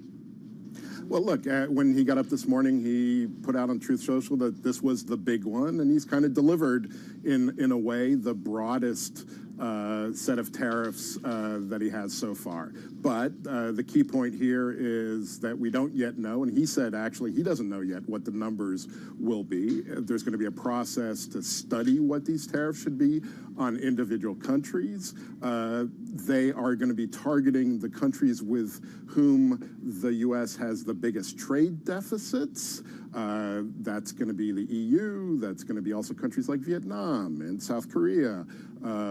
Japan is going to be in the mix as well. And they're going to go country by country and take a look at essentially the barriers that U.S. goods face when they head into those economies. Now, the big headline point and the kind of broadening out of the tariff wars that we've seen today is Trump target how other countries tax or levy taxes, and that is particularly focused on value-added taxes or VAT, and that's big in the EU. There's more than 160 countries in the world that use a VAT. The U.S., of course, does not. This kind of rekindles a battle that the U.S. has had on and off with Europe since the 1960s over how to treat taxes and trade. But we're going to end up with, I think we can expect some big numbers aimed at some big trading partners. We just don't yet know what those numbers are going to be. But the economic war, if you will, is broadening out. This isn't just about tariffs anymore. It's about taxes. It's about regulation and other stuff. One more headline coming out of the president in the White House. President Trump saying on exemptions or waivers, being asked about that, and he says, I don't expect that. So that is certainly something we think about when tariffs are being imposed. Hey, Mike McKee, come on in here because you've been following this closely as well. You mentioned to me just before we went on air what Sean was talking about, this idea of the value-added tax and that being a target of the president. Explain the significance of that. Well, the countries, particularly in Europe, as Sean said, impose a value-added tax, which taxes the value added in each step of manufacturing, and also the value added by retailers. And so, if you've spent any time in Europe, you bought anything, you know, you pay the VAT tax on top of that. And if you're from out of the country, you can get it refunded when you go to Heathrow. But been there, done that. but because this is added on top of the cost of the U.S. goods, Trump says he considers it a tax. Different countries have different tax rates, but they're all fairly significant. And meaning we could reciprocate what the VAT is yes. in other countries in tariffs of our own on those countries that impose the VATs. But it's hard to know exactly what reciprocate means in this case because we're not doing one for one because it's not just tariff levels. It's also going to be the VAT. It's going to be subsidies that maybe governments give to companies there, regulations, ESG kind of stuff, and exchange rates, they say, the White House says. So that's why Howard Lutnick has to go back and try to figure out what the appropriate number for each country is. And as Sean said, this is a big one because there's a lot that's going into this now, and it's, in theory, could add a lot to the cost of trade. And as you mentioned, Carol, with the headline, this doesn't include cars. This doesn't include pharma. There's a lot of things yet to be tariffed. I want to get back to Sean, but just real quickly, Mike, trade war? Oh, sure. This is it. This is probably the trade war. There's a headline, maybe Sean knows more about it, from a U.S. official saying we don't rule out one-size-fits-all flat tariff, but it would be kind of hard to do that on top of all of this. Well, Sean, come on back in, because what I keep thinking about is we've seen a little bit of the president's playbook when it comes to tariffs. If you look at what happened with Colombia, Canada, Mexico. Colombia, we saw them canceled. In Canada and Mexico, they were delayed. So are we assuming, can we make some assumptions that this is part of the negotiating? Oh, absolutely. I mean, that is the art of the deal, right? I mean, that's the core Trump economic policy. And we're going to see it here. And actually, in the kind of Oval Office event, you already saw people saying, well, you know, and people like Howard Lutnick saying, well, if other countries choose to lower their tariffs, well, then we'll take that into consideration and we'll lower ours. But I think the point that Mike makes about stacking these tariffs, this is about imposing a level of tariff pressure on countries and calculating it in a way that hasn't been done before at this kind of level. You can imagine, for example, with the EU stacking a 15% VAT tariff or tariff against VAT on top of a 10% tariff that they charge on cars. And then they look at things like regulation, it's a slightly amorphous term that trade policy nerds use called non-tariff barriers, but that refers to how countries regulate things. There were even Jameson Greer in the Oval Office during this event. He's the incoming U.S. trade representative, talking about looking at what he called fake antitrust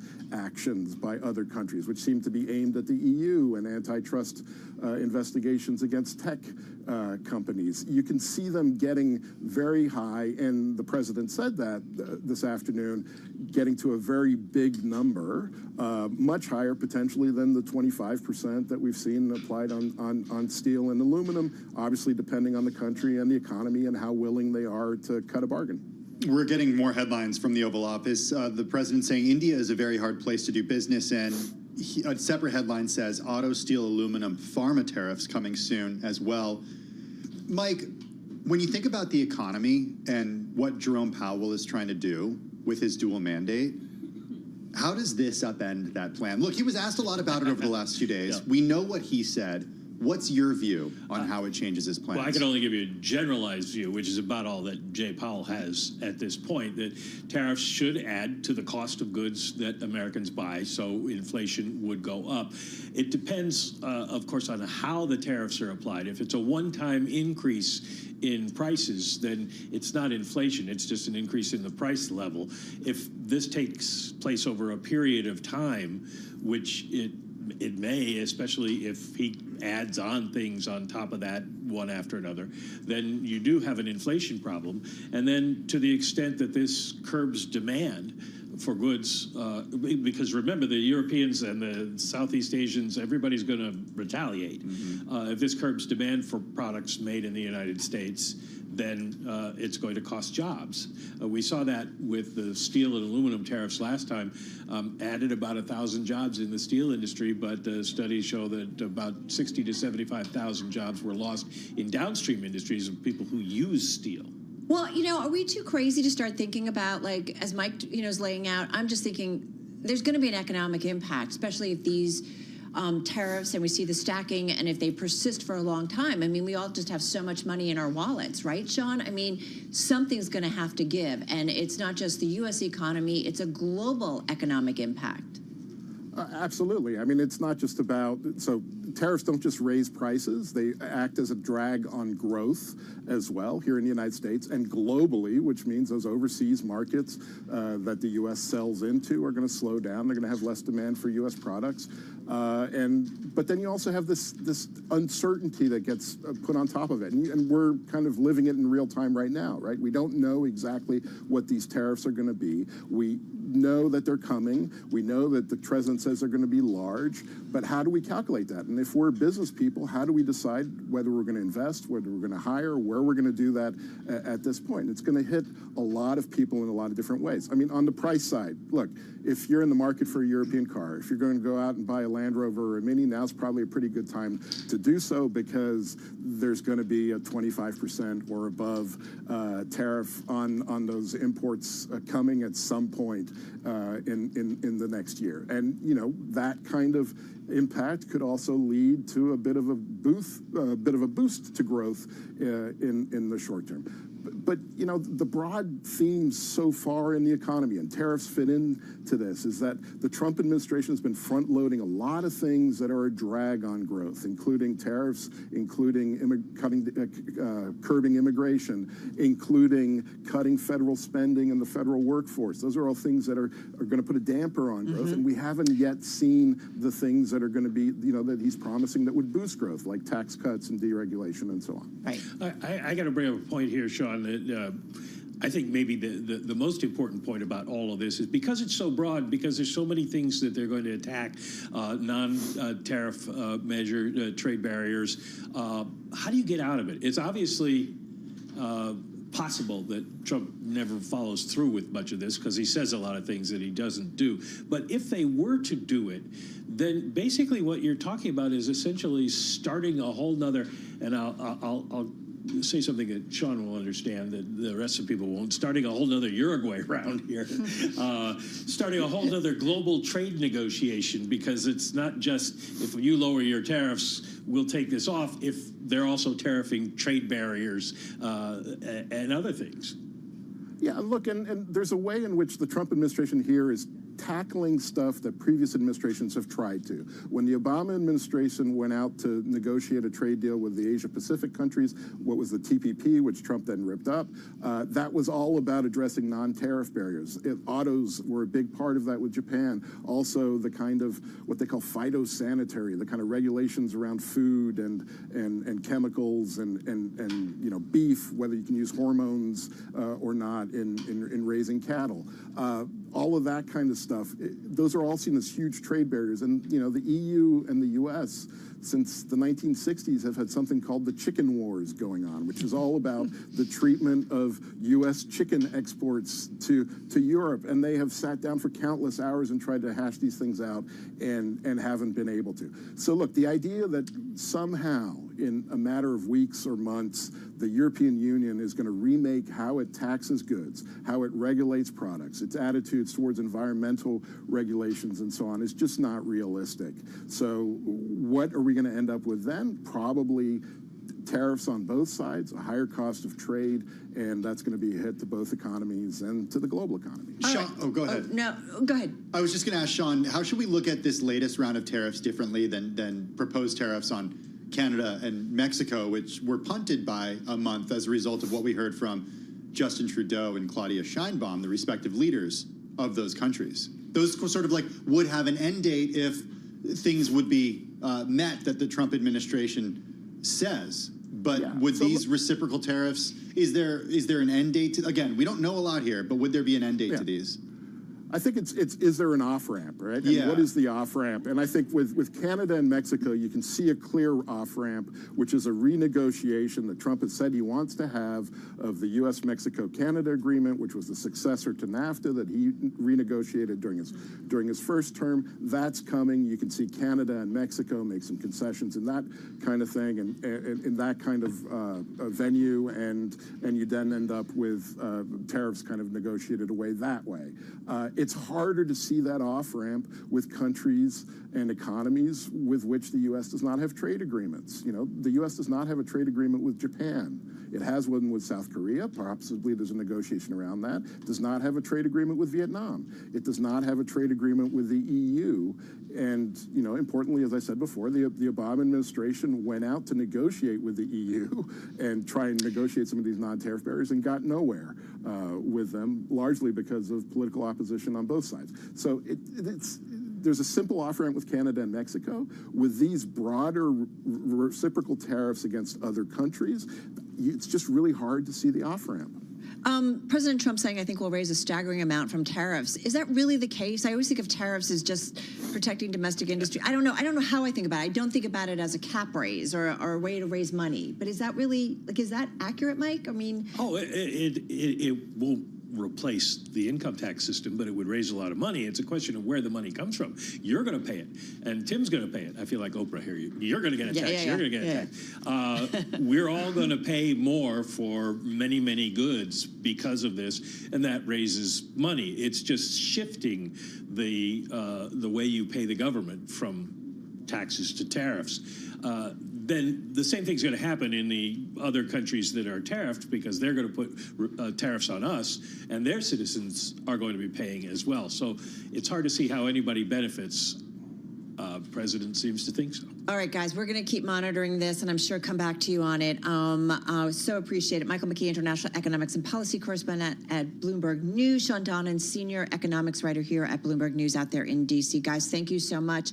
Another headline from the president. I'd love to have President Putin of Russia back in the G7. He also says, I do believe that President Putin really wants peace. And, of course, he's referring to the war between Russia and Ukraine, Tim. Well, Bloomberg Economics calculates that protecting Ukraine and expanding their own militaries could cost the continent's major powers an additional $3.1 trillion over the next 10 years. All right, let's see what our guest has to say. Let's head to London, and Monica Bishkorskaita. She is the Public Policy Director of the strategic consultancy firm Key Element Group. Monica, so good to have you here with us. President Trump, another headline from the Oval Office, Russia should be sitting at the table. What are the tea leaves we need to read in terms of what we are getting from President Trump today, and also knowing that President Trump spoke with President Putin yesterday? Yeah, so the call between President Trump and President Putin has shown that they're communicating directly, which means that Ukraine has been sidelined. Ukraine is not part of the conversation about its own future. And as you said, right now, it seems like there's normalization with Russia, the relationship with Russia, and Russia will be back at the table, which in a way is unprecedented in the 21st century. You haven't seen another leader attack a country in Europe and be back at the table after killing civilians, after committing war crimes. So what we're seeing right now is unprecedented, and we're seeing Putin, who's being really emboldened, strengthened, and he can cling to power for many years to come because now he will have a huge victory. Just to recap, so Russia should be sitting at the table. He also says that Ukraine will have a seat at the table. He says he wanted to make sure Putin wanted to do a deal. That was earlier in the day. So again, we continue to see things. Do you think Russia's in the driver's seat with this and that it'll be more favorable to him in any deal? I don't know. Can you tell from some of what we've been getting over the last couple of days? Yeah, so the fact that the call was between the two leaders, Trump and Putin, already shows that the conversation was more direct, and Zelensky was not involved in this conversation. We have also seen a response from European countries that have been saying that we should also be included because, you know, this is about security of Europe, not only security about Ukraine, and they have not been included yet in the conversation. So we see that the decisions are being made already in a way, and we saw the Defense Secretary of the U.S. talk about possible conditions of this deal. For example, no NATO membership for Ukraine, no U.S. troops on the ground in Ukraine, and Ukraine having to accept territories that it has lost. So we are already seeing this deal shaping up, and the way it is shaping up right now, we see that Russia definitely is the winner here, and Russia is getting exactly what Putin has wanted. And we could also see that Russia will not have sanctions on itself anymore, and then the oligarchs will also be supporting Putin, who will then be able to stay in power for many years. Given what we've learned from the president over the last few days, including just in the last few minutes in the Oval Office, Monica, how do you think this war ends? Does it mean land from Ukraine going to Russia, perhaps natural resources to the United States in exchange for some protection? What's your view? So I think that, right now we only have the public information that has come from the U.S. about possibility of ending this war. And yes, under this possibility, Ukraine would lose territories that Russia currently controls. But I think another aspect that nobody is right now talking about and is very, very important is the impact that the end of war would have for decades to come. And I'm talking about Ukrainians and Ukrainian population. You had Ukrainian population that was fighting for 3 years in this war, and they were fighting for their own freedom, but for also being part of Europe, of the EU, of NATO, and for freedom of the West. And how they will feel betrayed if this is how the war ends, and the terms are really unfavorable for Ukraine.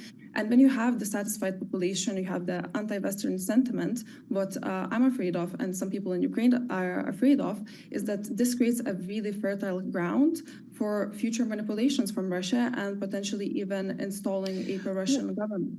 You know, one thing I want to ask you, Monica, that if the U.S., is basically, saying that the European allies, they have to shoulder most of the burden for any settlement. And as Tim mentioned earlier, we're talking our own Bloomberg economics team that protecting Ukraine and expanding their own militaries could cost the continent's major powers an additional $3.1 trillion over the next 10 years. If the U.S. is backing off in terms of financial support to its European allies, what is likely to prevent President Putin from maybe waging another war, going after another border at some point, other territories? So I think what was very important that President Trump has said is that European countries really need to invest in their own security and increase their defense spending. And we have seen now, for example, Latvia, Lithuania, and Estonia, the Baltic countries, they're increasing their defense spending to 5%. And of course, these are small countries and they don't have huge budgets for it. But other European countries should follow this example and also increase their defense spending and their budgets to be able to, defend themselves if the time comes. But also, a very important aspect I want to mention is the the reconstruction of Ukraine, that will create a lot of opportunities for also American businesses to be part of this reconstruction and to benefit financially in the future from it as well. So I see two coins, of this argument, and I think that reconstruction is something that should be considered. As you mentioned, rare earths potentially could be a deal between U.S. and Ukraine, or European countries and Ukraine. So there are definitely avenues to be explored on financial side as well. Monica, thanks so much. Gonna have to leave it there. Monica Bichkorskaita, she is Public Policy Director of the strategic consultancy firm Key Element Group. And I should point out one more headline that President Trump wants to tell President Xi of China and President Putin of Russia, let's cut the military budget in half. So it's kind of interesting in terms of the military spending that might be needed in order to create some kind of settlement of the war between Ukraine and Russia. All right, we want to shift gears because one of the things that has been You said shift gears. So helpful. I like that. We're going to explain why that makes sense. So helpful is touching base with CEOs around the globe with everything that's going on. Atlassian, it's the more than $80 billion market cap enterprise software company behind Jira, Confluence, Trello, and more. The company has more than 300,000 customers around the world. It's got a great view when it comes to tech spending among businesses, both big and small. Company was co-founded by Mike Cannon-Brookes. He's also CEO. The billionaire invests in renewable energy. He also works to combat climate change. And he's joining us right now to talk about a lot of what is going on, as well as some news that he had this week in the world of F1 racing. Mike, first of all, forgive, there's a lot coming at us right now, but we are so grateful to have you. We want to get to the F1 news, but we also want to ask you about the macro environment. How do you kind of figure out what to focus on, what not, when things are coming? Certainly geopolitically, we are talking a lot about tariffs and a tariff war, essentially. How do you take it all in, and how do you assess today's business environment globally? Sure, guys. Thank you. Thank you very much for having me. Yeah. Look, there's no doubt it's a busy world at the moment, isn't it? There's a lot going on. My strategy has been almost ridiculously simple most of the time, which is just to work out what the business needs. And normally the best way you can figure out what we should spend our time on in a given day is to look at your customers and go talk to them, right? And that doesn't mean it's simple. They are facing lots of different global effects in parts of the world. And so, if we work out how we can help them, that usually is our simplest way to gain some focus in an otherwise highly confusing world when there's a lot going on. To what extent, though, do you have to increase your value to them because their margins get squeezed as the result of tariffs, as the result of a potential trade war? What do you have to do to prove to them that you're worth spending money on? Sure. Look, Atlassian's products are all about collaboration and efficiency for companies, right? We help teams of people. Our mission is to unleash the potential of every team, has been for decades. And our job is to make sure that we explain to customers how our software can do that, then have those customers adopt the software, whether they're running projects, whether they're looking at their strategic plans, whether they're building technology, whatever it is that they're doing, we help them make their technology teams work better with their business teams. And we have always been an incredibly value-conscious offering. You get an incredible amount of value from Atlassian for a very low price. And that helps in tricky economic times, but fundamentally we have to justify with the customers and have them demonstrate to themselves, ideally, the value of our software and how it makes them more efficient and work together. And that's where I think we've kept a pretty clear North Star for a long time, and why we have 300,000 customers and are still growing strongly at the size we are today. Well, those 300,000 customers, all over the world, when you hear updates from your global sales force, are you hearing from them about any particular concern in different regions of the world that could be affected by tariffs, that are seeing weakness for other reasons? What's the read that you have on the globe from your sales force? Look, there's always challenges in different parts of the world. This is not new. I think in any given small slice of time, we see that. We have very global companies. We have very local companies in that 300,000. Our customer base has always spanned small businesses through to very, very large businesses, some of the largest companies in the world. In fact, we have like 85% of the Fortune 500 as customers. you have a lot of issues going on for a lot of different companies. Our job is to make those companies more efficient. They still have to deal with those issues. They have to run projects and collaborate and communicate with each other. We help them do that. We always have. And so whatever issues they're dealing with, whether it's an issue of growth, whether it's an issue with a tariff or a challenge, Atlassian's trying to help their teams deal with that issue more efficiently. If we can't demonstrate that value, we're not going to be around. So again, just sticking to that as a North Star has been a very simple principle for a long time, guys. So, Mike, no, you're not seeing any signs of any kind of slowdown or pullback by some of your customers as they kind of wait for the dust to settle. I mean, we certainly feel like we're in it, as we have kicked off a new administration here and every day are dissecting different headlines that come out of the White House. But, there's geopolitical turbulence, as you well know, around the world. And I think there's, dust that needs to settle in different places. So is there any signs of any hesitation that you're seeing among customers or not yet?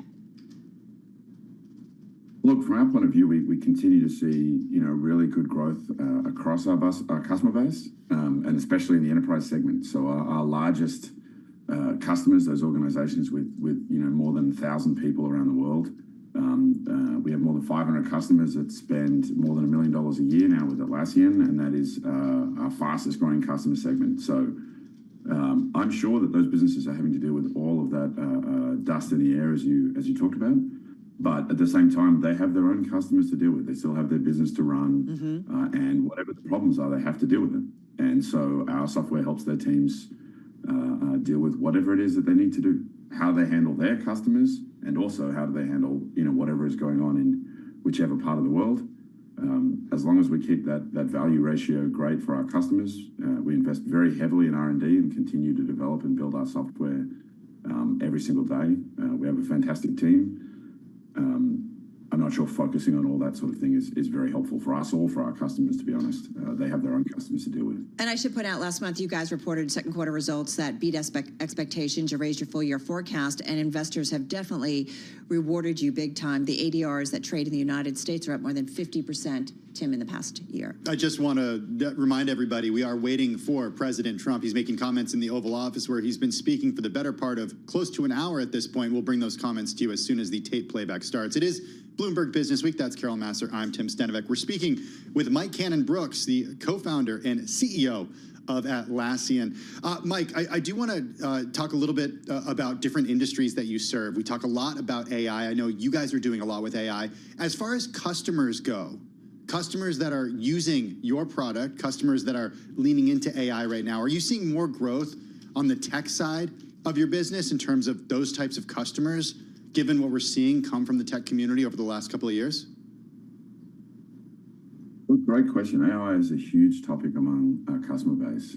From Atlassian's point of view, we certainly believe all of the progress we're making in AI every week and every quarter at the moment is fantastic for our ability to achieve our mission, right? We can build better and better products that more tailor and are customized to the work that our customers are trying to do.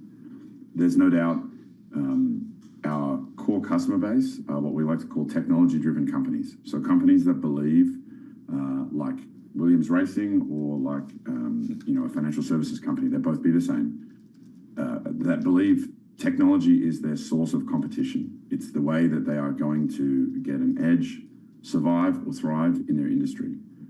Any of those businesses are deeply investing in AI in lots of different ways. They are trying to work out how this technology makes them more efficient, how it helps them to compete fundamentally. Atlassian's role there is to invest very heavily, as we have done in the R&D, of actually bringing AI to our customers. So we're a big believer that if we don't ship software that people can use, the rest of it doesn't matter. It's all just kind of talk. So our investment has been in taking those AI innovations and developments every week, every month, incredibly rapidly, and getting them to our customers in a form that they can use. We have done that, and it's one of the things that the Atlassian Williams Racing team's most excited about. It's one of the things that all our customers are talking about, is how they can make their businesses more efficient, especially, as you mentioned, in the current times, which is a big challenge. One last question about AI before we talk about some of the news you guys had this week. Our Bloomberg Intelligence team, our in-house group of analysts, noting that it may threaten your seat-based sales model. They say DeepSeek's cost-effective model of training LLMs can bolster AI adoption, driving a shift of work to digital agents from humans. And so they say that's a risk for some of the enterprise software players with seat-based revenue models, including yourself and some others. So could the DeepSeek have an impact like that on your business? Look, we certainly deeply believe in the fact that agents are going to make a huge difference to businesses around the world. We're already seeing that. We are very much on the leading edge of that technology. We shipped our product Rovo almost a year and a half ago now, and have continued to update it, and have now more than 1 million users waking up and using Atlassian AI technologies, including all of our agents every day. I think we take the position that AI fundamentally is about unleashing some form of human creativity, right? It lets people do more with less. It helps them to be creative. It is a fantastical tool. That tool, there's no doubt, makes people able to do more. You can write more software, you can answer more emails, you can do whatever it is that you want to do, and you can do it more creatively and at a higher level. The thing with most of the industries that we work in, right, we sell to knowledge workers around the world, people that spend their days sitting at a laptop or behind a computer and using, fundamentally brain creativity to try to improve whatever business they're working in. Those are usually not supply limited by human creativity. If you take software engineering as a field, if we made all software engineers in the world twice as effective, the question is, would we have half as many software engineers, or would we build twice as much software? I think we'd end up building twice as much software, not the other way around, because we don't have a shortage of ideas of what we would like to build in the world. Right. Most businesses don't get everything they need to get done. All our agents are doing is helping those businesses to achieve more, and they'll all be competitive with each other as well. So there's a natural law of sort of conservation of profits there as well. Hey, Mike, I don't have my glasses on, but your hat. I want to talk about, some news you had this week. And this is your partnership with Williams Racing, the F1 team. I believe it says that on your hat. Does it say that? It does. There he is. Forgive me. Like I said, I don't have my glasses on, and there's some distance here as I look back at our feedback monitor. Tell us about this partnership and what you guys are going to be doing and why you wanted to do it. It's an incredibly exciting partnership for us. It's from an Atlassian point of view, it's the first major brand deal. From the Williams point of view, it's the first time, it's the largest deal they've done. It is the first time they've had a title partner and a technology partner. Look, obviously Williams is an amazing storied race team, right? One of the winningest teams of all time, and has had a challenging, last decade. However, there is huge renewal going on in the Atlassian Williams team, right? This partnership is just one step. New partnership, new driver, new principles, new ownership, huge investment in digital transformation and technology as a way to catch up and to win. We are, I think 80% of the teams on the grid or more are Atlassian customers and have been for decades. So this is a sport where technology is really important. It is a sport where technology teams, those building, fluid dynamics models and wind tunnels and cars and all of the monitoring technology that goes into it, have to meet with the business teams, those in the sponsorship groups. So our fundamental system of work is what the company, what Atlassian Williams is trying to do and trying to embody. We then, obviously it's a global sport, we have customers all around the world. But more importantly, having spent a lot of time now over the last 6 months with the Williams team, this is a really great cultural fit for Atlassian. This is a team of people who are working incredibly hard every day to use technology to try to change their fundamental outcome. They're on a massive journey of rebuild. The culture, the palpability of getting back to the winner's circle is phenomenal. And we just we fell in love with the story, and we're like, okay, we can help you do this. So we're leaning very heavily into technology partnership. We have a lot of things we can help them with to make their business far more efficient, and hopefully, change the results of the team, which is a mission that Atlassian, now has thousands of people working on. So really excited about that. It's a long-term deal. It's been described as a record-breaking deal. Just for context, can you give us some of the numbers behind this deal? How much it costs? I can't, unfortunately. I can tell you that it is certainly a long-term deal. We are on the Atlassian Williams journey, right? Right. We are trying to use all of our software and all of our technology and all of our culture and our practices of how we work to show fundamentally our customers and to show the world that we can make a massive difference in what is obviously an incredibly competitive industry, right? It comes down to hundreds of milliseconds. The gap between first and last on the grid in the last race of last year was the smallest it's ever been. Okay, so we don't have the details on the exact figures, but how do you justify ROI on this, given that it's such a big deal, and it's kind of hard to measure how many people will become Atlassian customers as a result of this title sponsorship?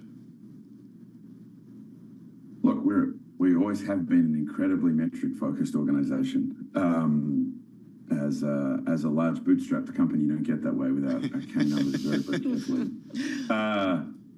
Look, we have a number of success metrics here. Firstly, always from a brand point of view, Formula One is a very fast-growing and global sport.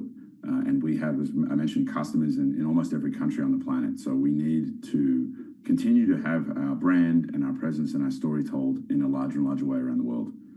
But that's obviously worth a lot of money to us.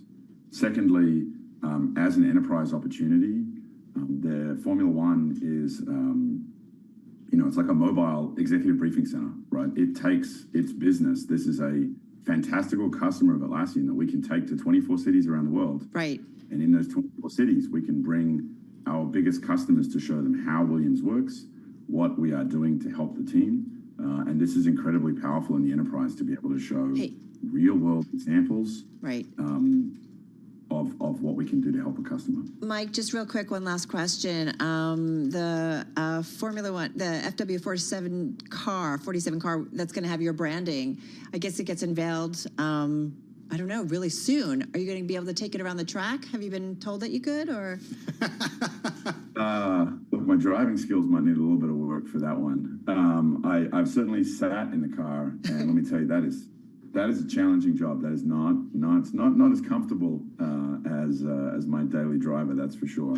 It does get unveiled on Tuesday, and we're certainly really exciting. We've done some really innovative, actually, I think, for Formula One design work between the Atlassian design team and the Williams design team. So super excited to show the world the car on Tuesday, and super excited to show how we're trying to bring our collaboration and teamwork practices, right into that car, in fact, and into the garage, and to all the mechanics and all the strategists that work on the race as well. So we're not just a digital company. You'll see on Tuesday. Don't totally need AI for that, right? You just need a really cool car.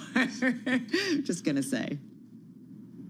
Need a lot of things to compete in this sport. So we're on the journey. We're learning a lot, and we're putting our shoulder behind it. Carol, I do feel like if you sign the check, you can drive the car. Yeah, I'm just gonna say, Mike, you do get some leverage with all of this. I'm just gonna, and the company name's gonna be on the car, so you should be able to take it out for a spin.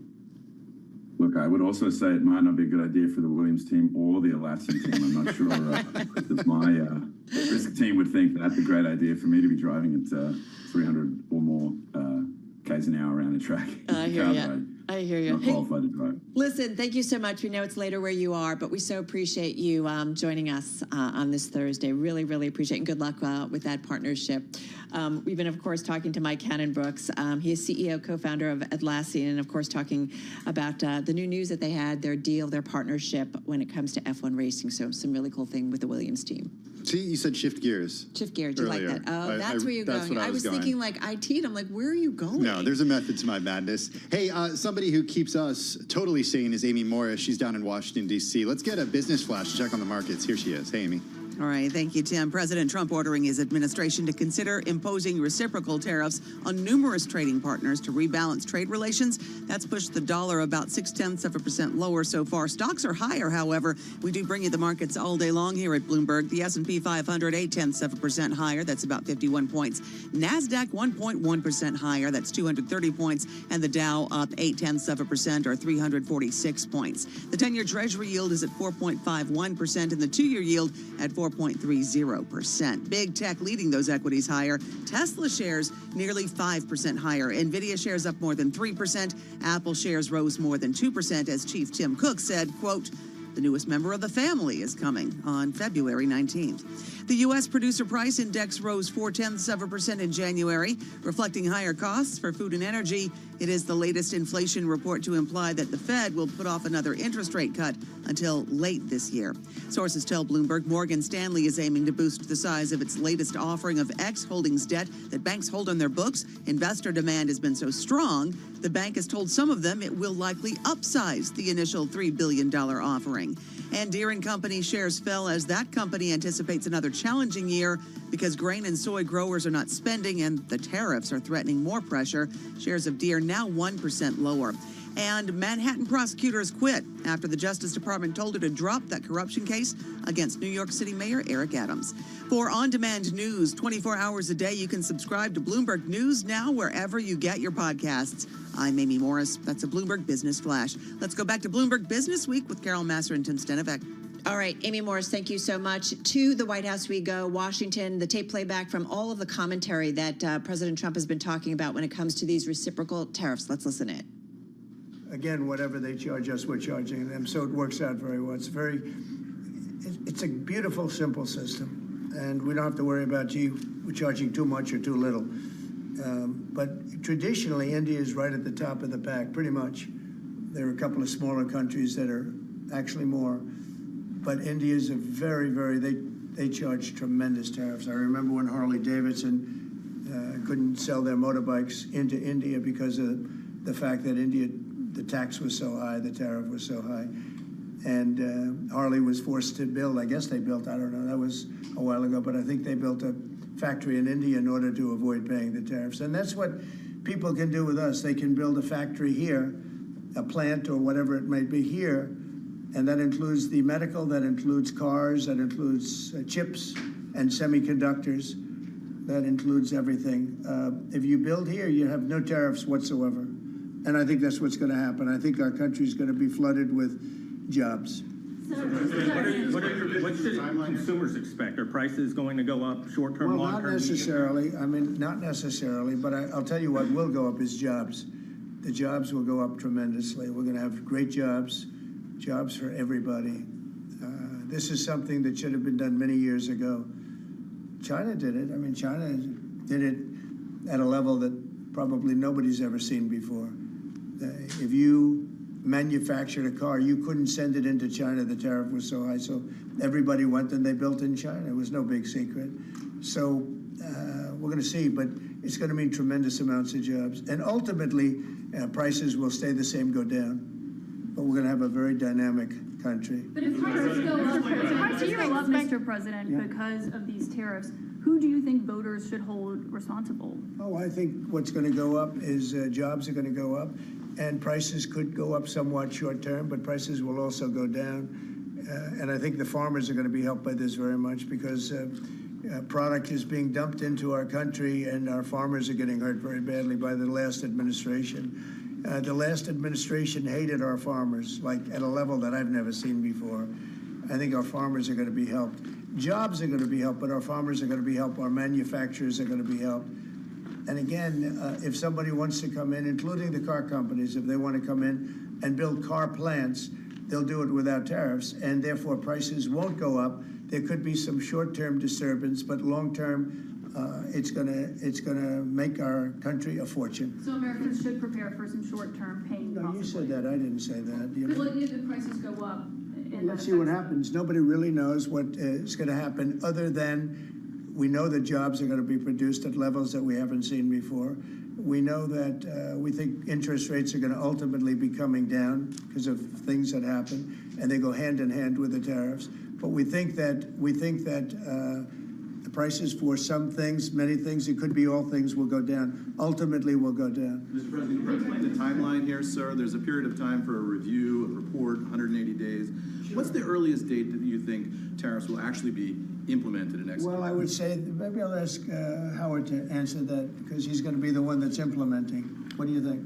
Our studies should be all complete by April 1st. So we'll hand the president the opportunity to start on April 2nd if he wants. So I think we'll be ready to go on April 1st, and we'll hand it to the president, and he'll make his decisions. But remember, if they drop their tariffs, prices for Americans are coming down. Our production's going up, and our costs are going down. Remember, it's a two-way street. That's why it's called reciprocal. Have you spoken to any American CEOs directly about this? Are they calling you and asking for I've spoken to many, exemptions, for and many love it. And they say this is going to be the thing that makes our country really prosperous again. And this is going to be what pays down to $36 trillion in debt and all the other things. And this is going to be, this is an amazing day. I think this is going to be a very big day and in a very positive way for our country. Yes, please. Mr. President, you've talked about the VAT and the EU before and your concerns with how the EU treats you. Do you have a number in mind on the European Union? Do you have an idea where that number is going to land? Well, what they are now is they have a 20% VAT tax, which we're considering to be similar or the same as the tariff. Plus, they charge lots of fees, and they're doing something else. European Union's been very tough on our companies. They sued Apple, they sued Google, they sued Facebook, they sued many other companies, and they're American companies, and the kind of numbers are staggering. And the court system over there is not very good to our companies. If you know that Apple had to pay, I think, $16 billion in a penalty, a court case that was really shocking because most people thought they would have won that court case, people that watched it. So they've been very tough. Airlines have called me up and they said, could you help us with Europe because they're charging us so many different fees. I got a call from the head of American, United, and other airlines saying, every time we land a plane, we get just absolutely killed by the European Union. And so they haven't been treated as good. We think the European Union is wonderful. We all love Europe, love the countries in Europe. But European Union has been absolutely brutal on trade. Canada has been very bad to us on trade, but now Canada is going to have to start paying up. And Canada's been tough on the military because they have a very low military cost. They think we're going to, protect them with our military, which is unfair. So Canada is going to be a very interesting situation because, we just don't need their product. And yet they survive off the fact that we do 95% of what they do. And Canada is just absolutely, I say it, and sometimes people smile and sometimes they say great idea, but Canada, their taxes would come down greatly. Their security would go up greatly. Amazing things happen to Canada. And really Canada in this particular, why would we pay $200 billion a year in subsidies to Canada when they're not a state? You do that for a state, but you don't do that for somebody else's country. So I think Canada is going to be a very serious contender to be our 51st state. Ongoing with Canada, there was obviously a delay in implementing those tariffs. I spoke to Governor Trudeau on numerous occasions, and we'll see what happens. But it just sets up so good for them. Look, the people would pay much less tax than they're paying right now. They'd have perfect military protection. They don't have any military protection because and you take a look at what's going on out there. You have Russian ships, you have China ships, you have Chinese ships, you have a lot of ships out there, and people are in danger. This is a different world today. It's a different world. They need our protection. Yes. You mentioned Elon Musk and the efforts that he's undertaking with your authority. You granted him new authority this week. Will he secure any new government contracts while he is working on Doge? No, not if there's a conflict. If there's no conflict, I guess what difference does it make? But we won't let him do anything having to do with the conflict. Are you personally checking to make sure there's no conflicts of interest? Yeah, I am. He answers to you. Sure, he does. First of all, he wouldn't do it, and second of all, we're not going to let him do anything where there's a conflict of interest. Mr. President, your negotiations with the EU discussions ongoing already. How quickly do you expect that you'll hear back from them about any of these other measures? I can't tell you, yeah. The EU's been very nasty. It's just been, they haven't treated us properly. Look, we were great to them on NATO. Essentially, it's a similar group of countries. When I came in, my first term, I raised their fees. I mean, they were not paying. We were paying for, in my opinion, almost all of NATO. And now, you know, I had the bad moment with the press where the press said, well, does this mean you won't protect them? And I said, I won't protect them if they're not paying. But because I said that, the Secretary General, as you know, said it was the greatest thing he's ever seen because the money came pouring in.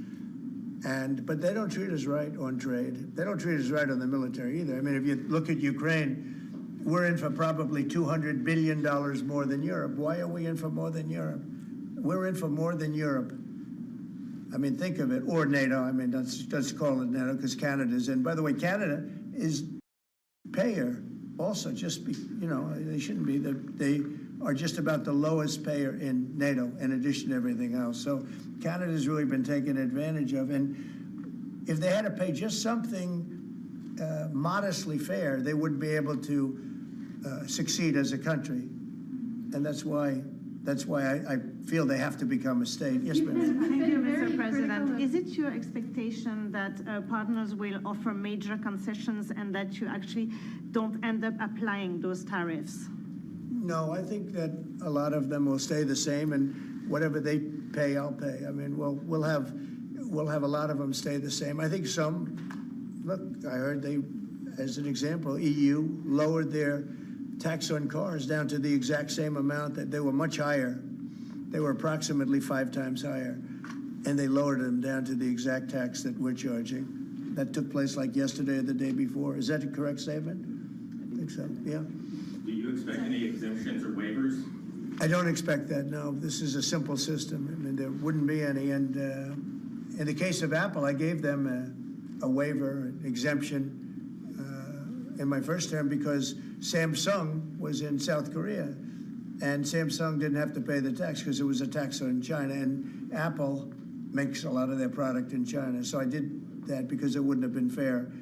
But now this applies to everybody across the board. This is a much simpler way of doing it, much better way. Did you had that major call yesterday with President Putin of Russia. President Zelensky responded today basically saying any agreements they won't accept unless they're made with Ukraine. Will Ukraine have a seat at that table for those negotiations? Of course they would. I mean, they're part of it. We would have Ukraine, we'd have Russia, and we'll have other people involved too. A lot of people, a lot of forks in the a lot of forks in this game. I'll tell you what, this is a very interesting situation, but the Ukraine war has to end. The young people are being killed at levels that nobody's seen since World War II, and it's a ridiculous war, and it has to end. We had a good talk with President Putin. I had a good talk with President Zelensky, very good talk. And somebody said, oh, I should have called Zelensky first. I don't think so. I mean, we have to find out whether or not Russia wants to make a deal. I know that Zelensky wants to make a deal because he told me that. But I now know that Russia wants to make a deal. Did you ask Secretary Hegseth to walk back his comments yesterday saying Ukraine won't join NATO and won't go back to pre-2014 borders because those are bargaining chips you could use? No, I didn't. Somebody told me to, but I thought his comments were good yesterday, and they're probably good today. They're a little bit softer, perhaps, but I thought his comments from yesterday were pretty accurate. I don't see any way that a country in Russia's position could allow them, just in their position, could allow them to join NATO. I don't see that happening. And long before President Putin, Russia was very strong on the fact that I believe that's the reason the war started, because Biden went out and said that they could join NATO, and he shouldn't have said that. As soon as he said that, I said, you know what? You're going to have a war now, and I was right about that. This is a war that would have never happened if I were president. You don't think it's President Biden's fault, not President Putin? I mean, he's the one. I think Biden is incompetent, and I think when he said that they could join NATO, I thought that was a very stupid thing to say. I thought when he said, well, it depends if it's a minor incursion. In other words, it's okay if Russia does a minor incursion. I thought that was a very foolish thing to say. The other thing that got it started was how badly Milley and these stupid people, the bad generals, how badly they did with Afghanistan. I was going to pull out, but we were pulling out with dignity and strength, and we were going to take our equipment with us and everything else. They are, I mean, what they're doing is, what they did with that, I think Putin looked at that mess and he said, wow, this is a great time, I'm going to go in. But what the Americans said, I'm not blaming Americans, but I will say what they said had a big influence on his deciding to go in. Yeah. When Elon Musk met with Prime Minister Modi earlier today, did he do so as an American CEO or did he do so as a representative of the U.S. government? Are you talking about me? No, Elon Musk. Elon, I don't know. They met, and I assume he wants to do business in India. But India is a very hard place to do business in because of the tariffs. They have the highest tariffs just about in the world, and it's a hard place to do business. No, I would imagine he met possibly because, you know, he's running a company. He's doing this as something that he's felt strongly about for a long time because he sees what's happening and he sees how the country is really being hurt badly by all of the fraud, waste, and abuse. Yeah. So how does Modi know whether he's meeting with a CEO or meeting with a representative of your government? Well, he's meeting with me in a little while, so I'm going to ask him that question. All right? I'll ask him that question. Yeah. On auto tariffs, what should we expect, sir? You mentioned obviously steel and aluminum and pharmaceuticals. What are you thinking about auto tariffs? We haven't talked about that much. I think autos are coming soon. I think they're all coming more or less at the same time. And it's not going to be a big shock to the system. But what it's going to do is it's going to bring pharmaceuticals back to our country. Much more important than the money. It's a lot of money, but it's going to bring pharmaceuticals back to our country. It's going to bring chips back to our country. It's going to bring automobile. We're going to do a lot more automobile manufacturing in our country.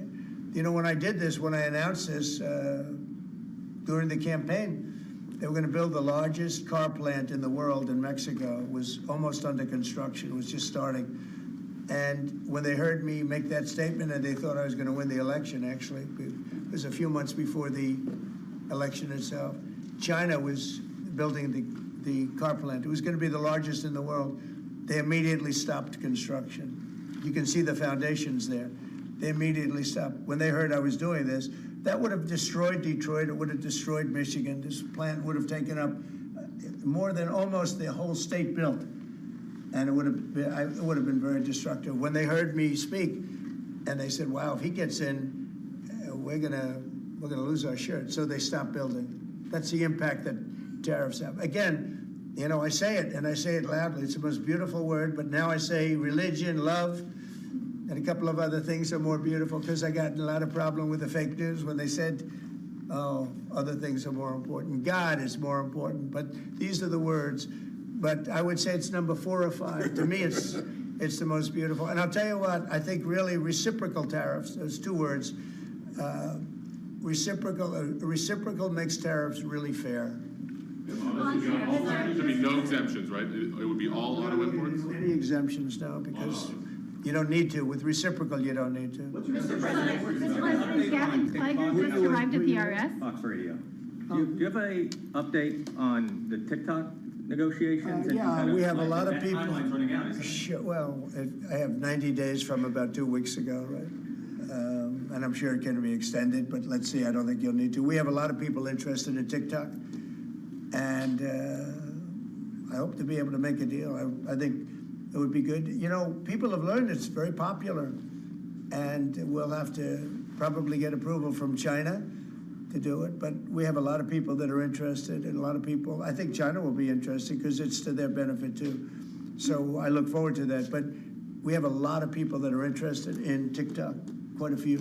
Mr. President, Doge workers arrived today, Gavin Klager and others arrived today at the IRS. Do you expect to close the IRS, or what are you expecting? No, I don't expect it, but I Someday. think that the Internal Revenue Service will be looked at like everybody else. Just about everybody's going to be looked at. So it's they're doing a hell of a job. It's an amazing job they're doing. And you know that force is building these. I call it the force of super geniuses, but it's building. And you know they go up and they talk to some of the people about certain deals, and the people get all tongue-tied. They can't talk because these people get it. They're very smart people. we need smart people. Yes, Brian? On tariffs, sir. Yeah, Brian? Yes, sir. Mr. President, I know that during the campaign, it was huge in Pennsylvania as far as bringing back manufacturing. Have you talked to any CEOs since the tariffs were announced on steel and aluminum? What's the feedback on those? They are in love with it. As you know, in Pennsylvania, U.S. Steel is through the roof. They're all through the roof. That's why I didn't want U.S. Steel to make a deal with Japan or anybody else. I think it's going to do great.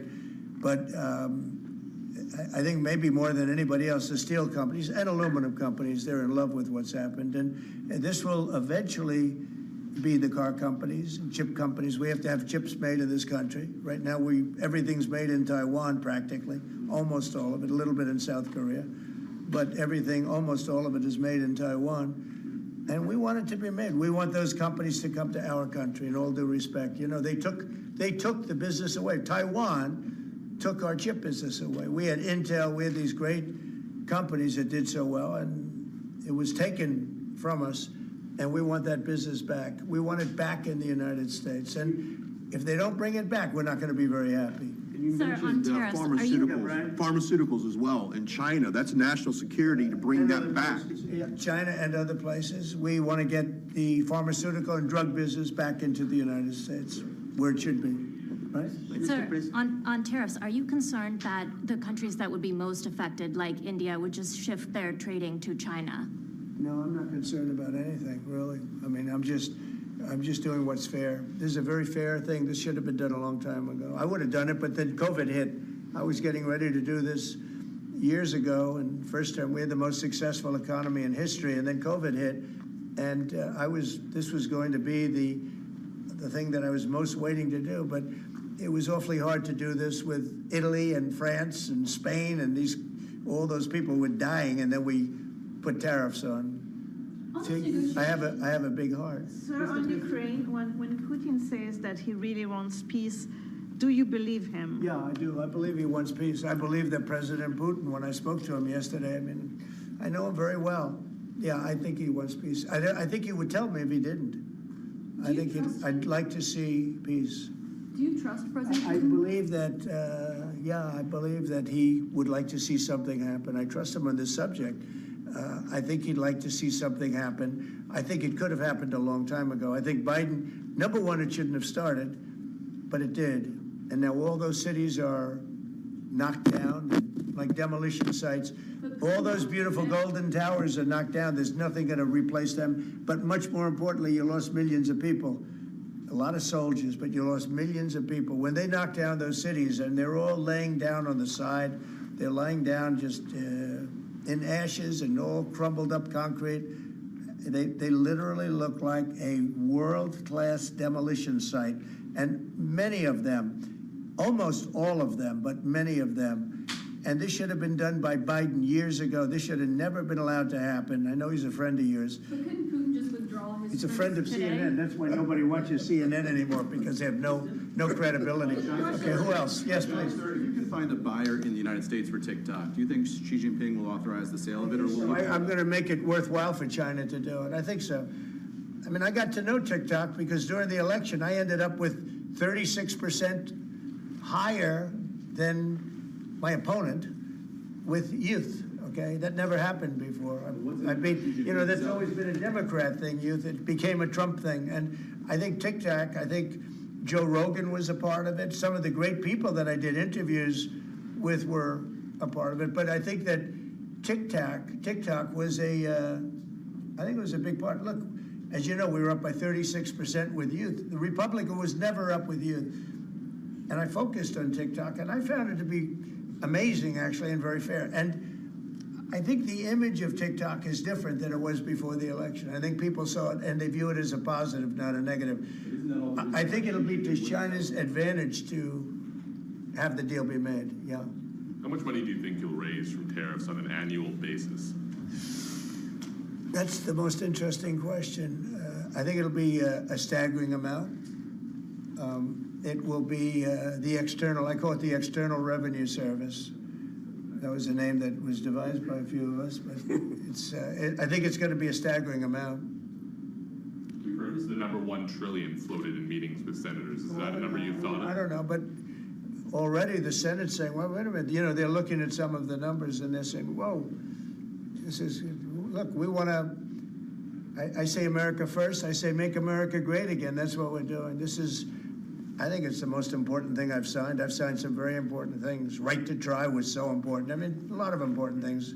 Space Force, the biggest tax cuts in history. You know, this could be one of the most important things that we've ever signed. Do you expect the Russians and President Putin to attend the summit in Saudi Arabia? Eventually, yeah. Not quite yet. It's a little early. They're having a meeting in Munich tomorrow. Russia is going to be there with our people. Ukraine is also invited, by the way.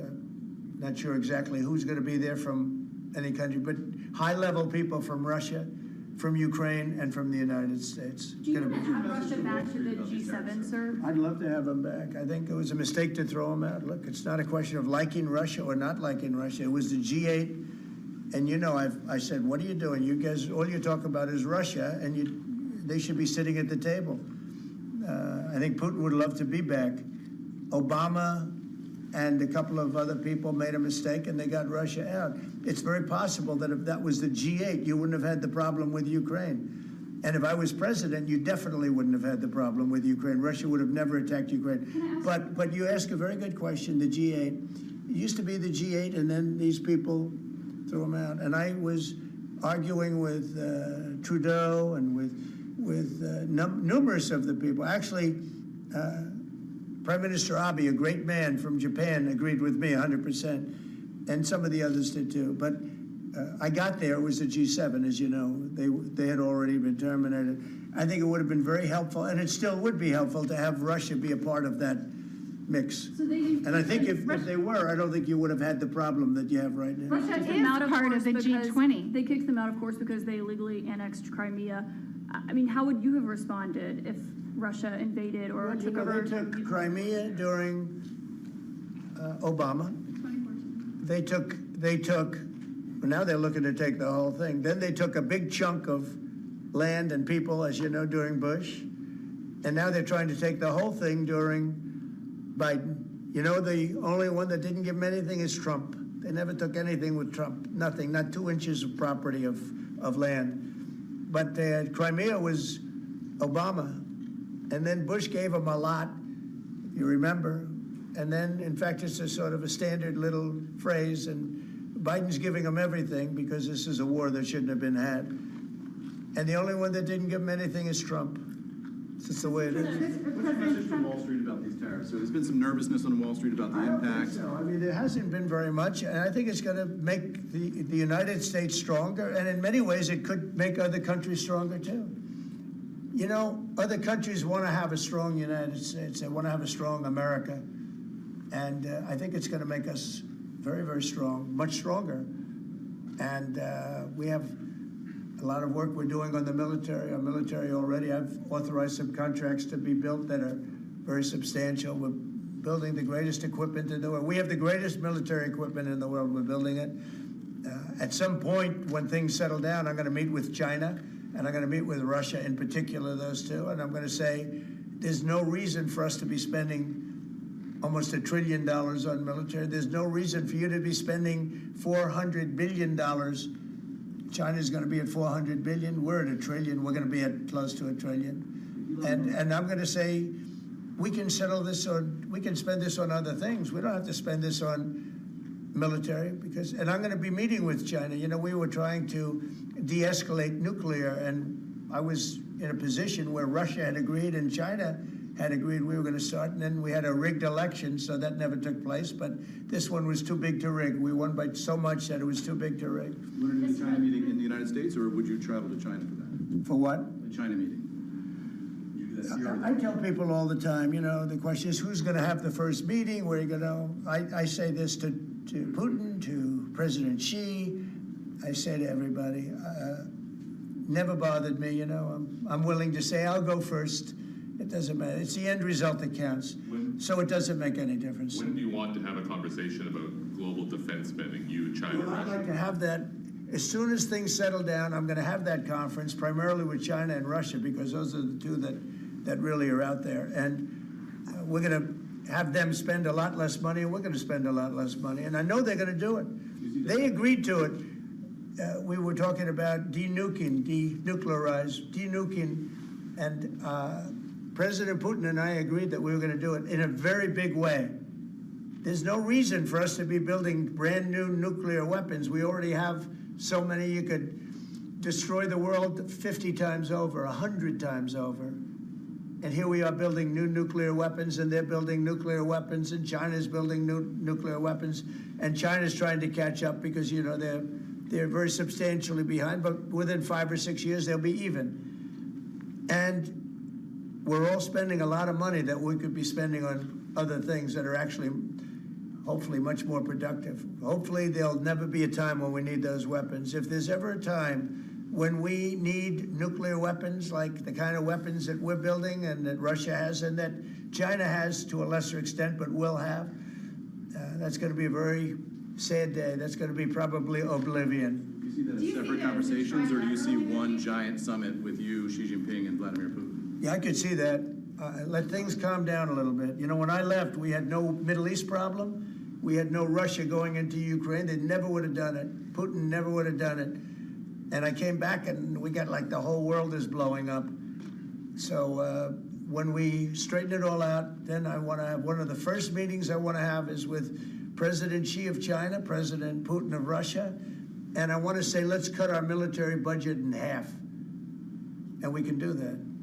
And I think we'll be able to do it. If Elon Musk identifies wasteful spending in the Defense Department, defense contractors, and the like, are you willing to go after that spending as well? We have to go waste, fraud, and abuse. Yeah, and we're doing that. Could we, I'm just wondering about your conversations on defense spending. Would you want to do that as a trilateral, or would you use the existing body that also already includes China and Russia, the G20? I know, it's the people. It's President Putin, President Xi. I don't need bodies. I don't need anything. It's people. It's all about people. It's about relationship and people. And, you know, I've had a good relationship with President Putin. I've had a good relationship with President Xi. It's about people. And I think when things straighten out, which I hope will be in the not-too-distant future, the meeting I want to have first is a meeting with China and a meeting with Russia on slowing down, stopping, and reducing nuclear weapons in particular, and also on not having to spend the kind of money we're all spending on weapons, military weapons generally. I think my question is, would you have those meetings separately with each of those leaders, or would you try to bring them all together? Both. You start off separately, and that's what was happening. I was dealing with President Putin. We had really an understanding where we were going to denuclearize. What a beautiful term that is, right? Denuclearize. What a great thing if we could do that. And we were going to, he really liked the idea, and so did I. And we had then called China, and China was very open to it. And then COVID hit, and then we had a rigged election. But now there was no rigged election. Now we have an election that was too big to rig. That's what my whole theme was, too big to rig. And they tried, but they didn't pull it off. Sir, as part of the reciprocal tariffs, would you also direct agencies to study the impact they would have on prices in the U.S.? No, there's nothing to study. There's nothing to study. It's going to go well. You know, the United States is going to become a very, very strong economically country. Yeah. Mr. President, in the past you have spoken against BRICS. India is part of BRICS. Do you want to dismantle BRICS, or you want to US want to be part of it? I don't care, but BRICS was put there for a bad purpose, and most of those people don't even want to talk about it now. They're afraid to talk about it because I told them if they want to play games with the dollar, then they're going to be hit with a 100% tariff the day they mention that they want to do it. And they will come back and say, we beg you not to do this. BRICS is dead since I mentioned that. BRICS died the minute I mentioned that. And I remember when Obama and Biden in particular, I guess he said that, they have us over a barrel. They don't have us over a barrel. We have them over a barrel. If BRICS wants to play games, those countries won't trade with us. We won't trade with them. And if any trading gets through, it'll be 100% tariff at least. On your cabinet, You know what? When they hear that, what do you think they're going to do? They're going to say, Look what happened to BRICS. They didn't want to talk about it. They don't even want to admit that they were a member of BRICS. That's what's happened. On your cabinet, sir, we saw Robert F. Kennedy Jr. get confirmed. He's going to come in here and be sworn in. Mitch McConnell has now voted against several of your nominees. He voted against RFK Jr. as the next health secretary, citing conspiracy theories. What's your reaction to that? Well, I feel sorry for Mitch. And I was one of the people that led. He wanted to go to the end, and he wanted to stay leader. He's not equipped mentally. He wasn't equipped 10 years ago mentally, in my opinion. He'd let the Republican Party go to hell. If I didn't come along, the Republican Party wouldn't even exist right now. Mitch McConnell never really had it. He had an ability to raise money because of his position as leader, which anybody could do. You could do it even, and that's saying a lot. But the fact is that he raised money and he gave a lot of money to senators, and so he had a little loyalty based on the fact that as leader you could raise a lot of money. Senators would call me and they say, he wants to give me 20, 25 million. Can I take it? I'd say, take the money. Take the money. But he engendered a certain amount of, I don't even call it loyalty. He was able to get votes. But I was the one that got him to drop out of the leadership position, so he can't love me. But he's not voting against Bobby. He's voting against me, but that's all right. He endorsed me. Mitch, do you know that Mitch endorsed me, right? Well, he did. You think that was easy? What? He had polio, obviously, and I don't know anything about he had polio. He had polio. Are you doubting that he had polio? I have no idea if he had polio. All I can tell you about him is that he shouldn't have been leader. He knows that. He voted against Bobby. He votes against almost everything now. He's a very bitter guy, and we have a very strong party, and he's almost not even really a very powerful member. I'd say he's not he's lost his power, and it's affected his vote. And it's one of those things. But in the meantime, Bobby did great, got more votes than anybody thought, and I think he's going to do phenomenally, just phenomenally in that position. And everybody else likewise did well. Not only well, they got more votes than anybody thought.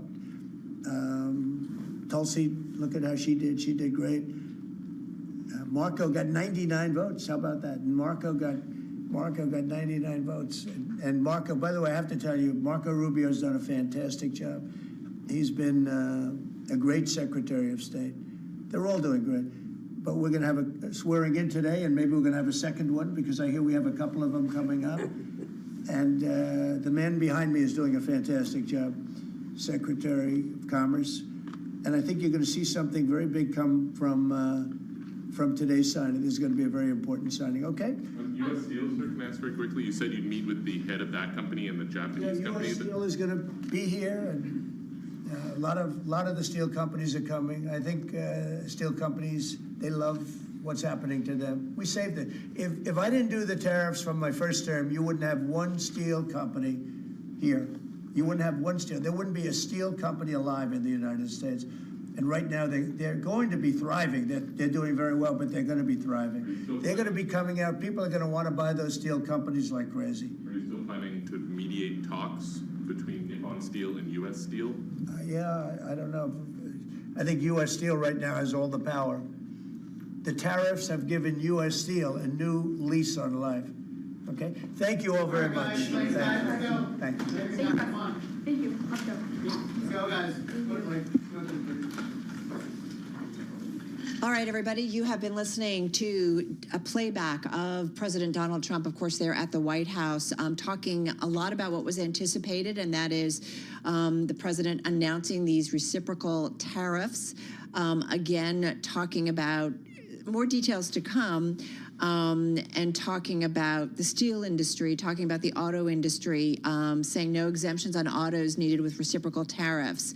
The auto tariff may come as soon, may come at the same time as other sectoral duties, and then saying auto, steel, aluminum, pharma tariffs coming soon. But initially, and something that the president on Truth Social this morning, we heard Sean Donnan talk about it earlier, saying that the big one's coming, and this was about reciprocal tariffs. So indeed, we are getting that from the president signing that order. Fresh import tariffs, fresh import taxes, excuse me, would be customized for each country, meant to offset not just their own levies on U.S. goods, but also on non-tariff barriers the nations impose in the forms of unfair subsidies This is according to a copy of the memo distributed by the White House.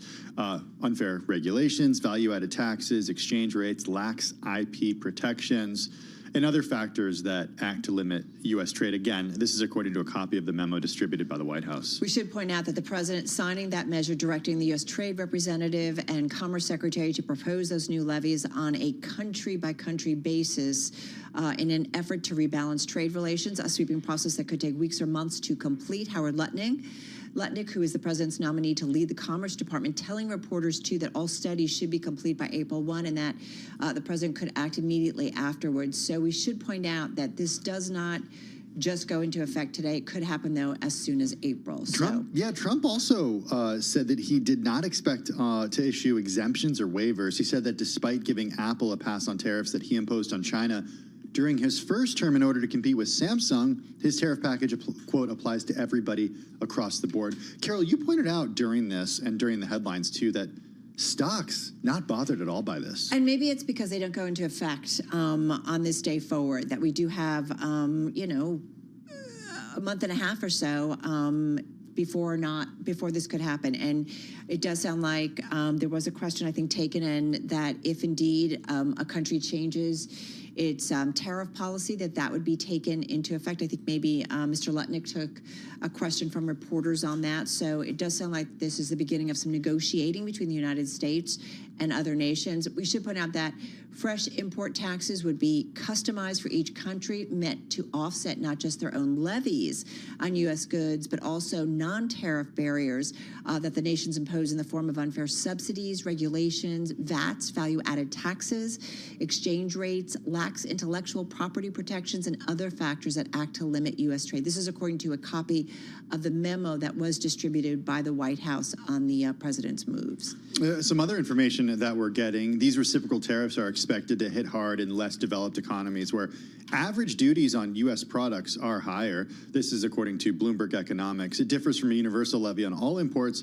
As Trump proposed during the 2024 presidential campaign, the official said Trump could divert back to a global tariff strategy later on. All right, we do want to head back to our Washington, D.C. News Bureau. That's where we once again find our Sean Donnan, Bloomberg senior economics writer, but really watches certainly things such as trade policy and the impact. So, Sean, we did get a fair amount of details. I think that it's safe to say there's still some questions, but tell us what is, you think, most important to the Bloomberg audience here in terms of what we got from the president. Look, I think there's two big points here. One is that there's a broadening out of the tariff wars, if you will, and that is that Donald Trump has signaled that he's not going to just look at the tariffs that other countries levy on U.S. goods. He's going to look at how the tax systems work in those countries and what impact that has on their own exporters. He's also going to look at regulations, and he's going to look at, and we heard that from Jamison Greer, the U.S. Trade Representative who's coming in, at potentially antitrust investigations against U.S. companies. So that's the one thing is, you know, point one is the broadening out, right, and the inclusion of tax and regulation. The second point, and I think this was the thing that really jumped out at me, was Donald Trump saying nobody knows what the number is, right? And he has given himself a huge amount of leeway to come up with a big number, and he has said it's going to be a large number for each of these countries that they're going to look at levying reciprocal tariffs on. You can see a world in which we have tariffs much higher than the 25% that we've seen applied on steel and aluminum on products from Europe, depending on how you stack all of these various tax and non-trade barriers that the Trump administration sees. So, you know, a big number potentially, but nobody knows what that number is, and that's what they're going to figure out in the coming weeks. Does it seem like to you, Sean, after hearing the president and hearing what he said about tariffs, which has changed in recent months and differed from the campaign trail, today was quite a bit different than what we've heard from him previously, the president feels like the U.S. is fundamentally treated unfairly with regard to pretty much every trade deal, not just China, not just Mexico, not just Canada. Is that what it seems like to you? Yeah, look, I mean, that's been a theme of his going back to 2016 and when he was running for office then, right? He looks at the broader U.S. trade deficit, and that hit $1 trillion last year in goods, as a sign of the U.S. Not being able to sell as much overseas as it buys from the rest of the world, and he sees that as a fundamental unfairness. A lot of other people would see that as a sign that U.S. consumers like a lot of goods from overseas, and they're happy buying them. But, you know, so I don't think his worldview has changed here. I think what's changing and we're seeing evolve in the opening weeks of this administration is the kind of tactical approach to taking on this bigger problem. They clearly have shifted from a universal tariff. During the campaign, he talked about a 10 or 20% tariff on everything coming into the United States, to here something more targeted at the big countries with which the U.S. has a trade deficit, and looking at the causes of those and coming up with some tariffs to fix that from their mind. You know, these are there's these common themes, but he keeps changing the tools that he's going to use, and this probably isn't the last time he's going to change the tools. Help me out here. It feels like there were a lot of specifics, but tell me if you feel like there's still some things missing, and also the significance of saying, you know, from Mr. Lutnick that, you know, we're going to do some research, we're going to do some studying, and then so the soonest any of this could actually be imposed on nations would be April 1st. I mean, there's some time there. Yeah, look, this is complicated work, right? I mean, it's a complicated global economy, and they're going to have to go out there, and they're going to have to put a number on all of these different trade barriers and stack them up and figure out how that works. I suspect along the way, they're also going to get some visits from foreign trade officials who are going to be pleading their case and offering some negotiations. We've already seen that with the Indian Prime Minister Narendra Modi, who is in the White House today for a visit, and ahead of time talked about, or India lowered some tariffs that it had on motorcycles and some other products from the United States. So look, this is complicated work. This is a much more complicated system that they are looking to, rather than the simple 10 to 20% universal tariff that they were considering beforehand. Some of that may have to do with domestic politics and what they think they can get the Republicans in the House of Representatives to agree to. Yeah. But it's, you know, again, we're going to have more uncertainty, more kind of cooking, more kind of trying to figure out what the ingredients are, and at the end of the day, you know, we'll get this big number. We just don't know what it is, as the president said today. Hey, Sean, one thing I want to ask you, you know, we said that Howard Lutnick, you know, they're going to do some research, some work, and come back, you know, by April 1st. Having said that, is it typical, though, for an administration where they have not have done the research to begin with to see if that there really is some big issues and then impose tariffs, or is this kind of normally how it works? So this is kind of normally how it works, and this is more normal than some of the other tariff actions that we've seen out of the president so far, this administration. If you go back to the China tariffs in his first term, those were imposed in 2019 as a result of an investigation that was launched in August of 2018 and took months of work. I'm sorry, it was started in August of 2017 and they were imposed in 2018. But the point is, there was a kind of slow process. There was a deliberative process. There's also a lesson to be learned from that, in that that original tariff number that they came up with coming out of the investigation was $34 billion. Eventually things escalated, and something like $370 billion in trade got hit. So, you know, that was as a result of retaliation, and then President Trump coming back to them again. Again, we can expect probably some of that as well. Sean, a question that I asked you before we actually heard from the president, we had some headlines, was about a potential off-ramp for these reciprocal tariffs. Did you learn anything else about a potential off-ramp, or is it just the fact that the U.S., in his view, has been treated unfairly, and until he doesn't believe it is treated unfairly, there is no off-ramp?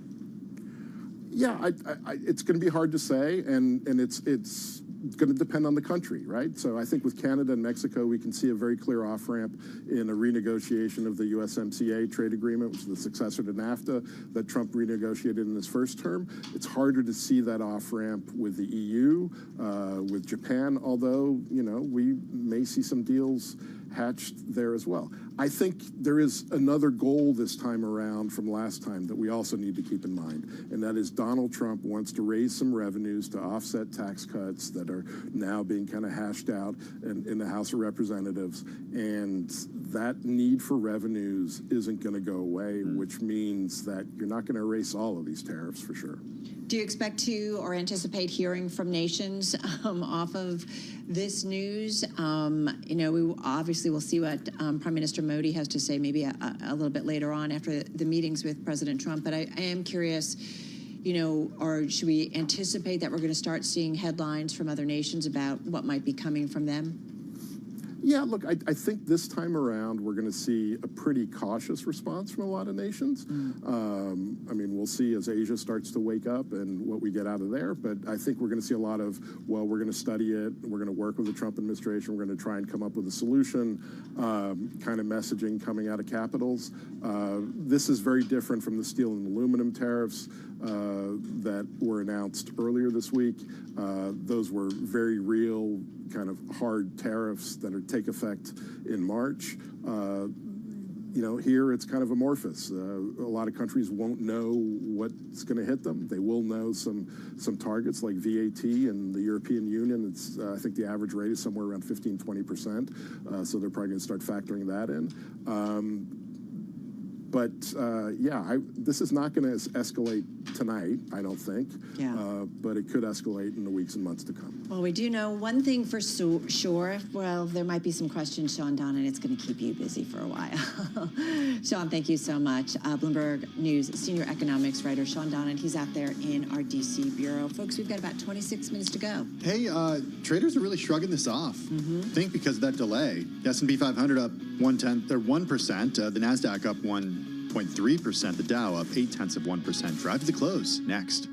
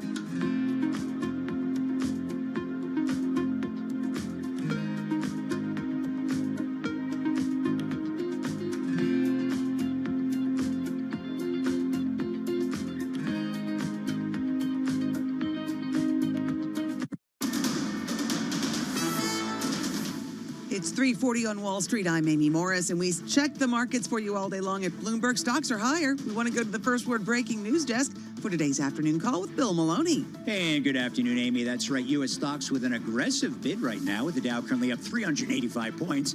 S&Ps are higher by 1%, while NASDAQ climbs by 1.3%.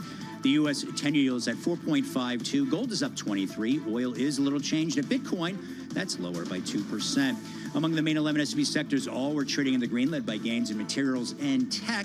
And leaders to the upside in the Dow, NVIDIA and Cisco. And regarding Cisco traded to a 25-year high after its earnings.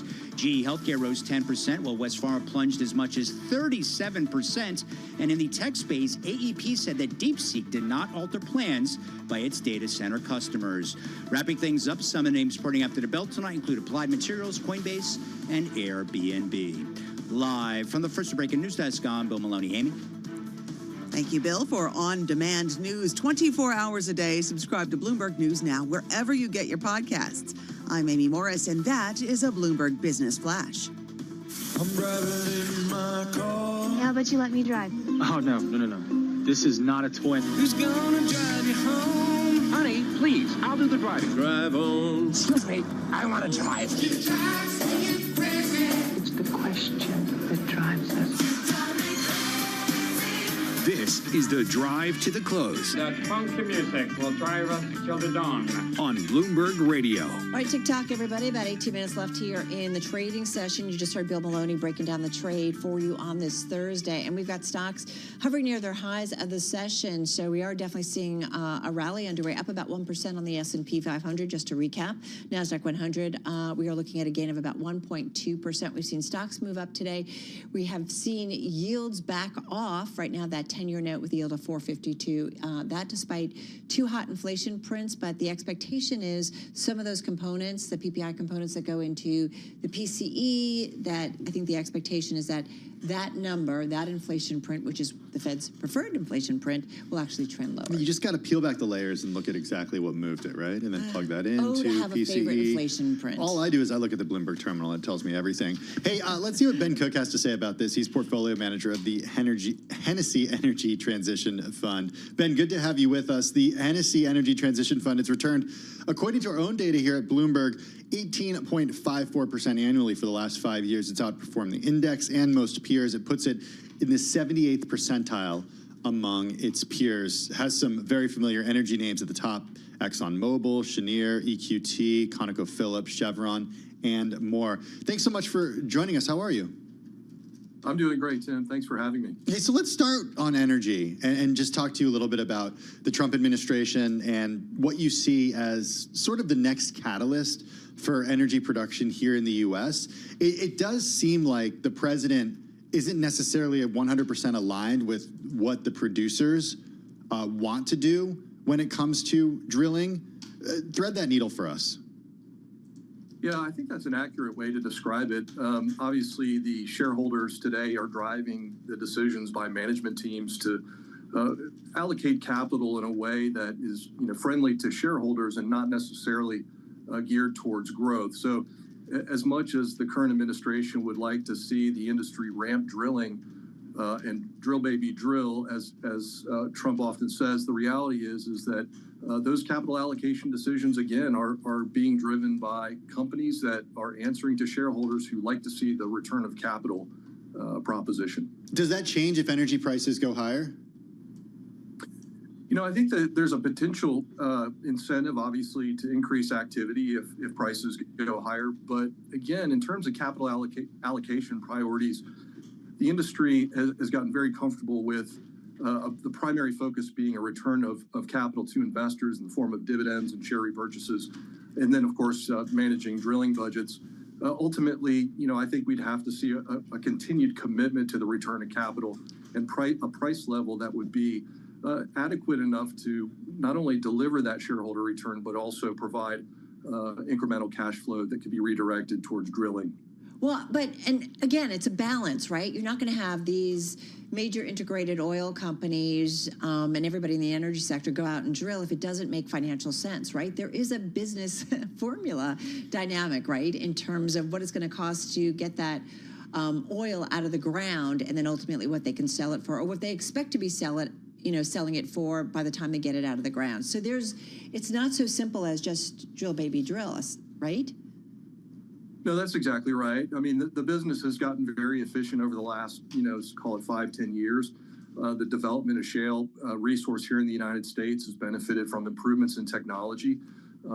Companies continue to develop, the drilling, the completion process has become more efficient. These companies are doing more with less, and they're achieving cost savings as well. And so, the industry's become very resilient, and generally in the more attractive shale plays, they've reduced let's call it the development cost per barrel.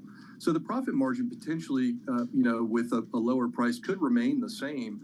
But again, it's the profit, it's the motive by the companies to return capital to investors. I think that is the primary objective going forward. How are you looking at potential tariffs on Canada, specifically with regard to energy? How does that work in your world of these energy companies that you follow? Because a lot of that oil comes to the U.S. Yeah, it sure does. I mean, over 4 million barrels a day is imported into the United States from Canada, and it certainly is a meaningful contributor to the refining appetite for crude oil in the Midwest. It's not clear, though, that an immediate uptick in pricing will be fully borne by the U.S. consumer. Consumer behavior ultimately will determine how much of that increase in that tariff or the imposition of that tax will affect the price here in the U.S. We could potentially see the U.S. refining industry, particularly in the Midwest, resort to switching to supplies from the Rocky Mountain region or even the Bakken Shale region. So that's a possibility. On the other side of the border, Canadian producers could lower their price as well. So, in terms of tariffs, whether it's Canada or our Asia trading partners there, it really have to look at it on a country-by-country basis. The president said just in the last couple of hours from the Oval Office, Canada will be a very interesting situation because we just don't need their product. And yet they survive off the fact that 95% of what they do, Canada, then he goes on to talk about taxes in the 51st state. But do you agree with him that we don't need their product?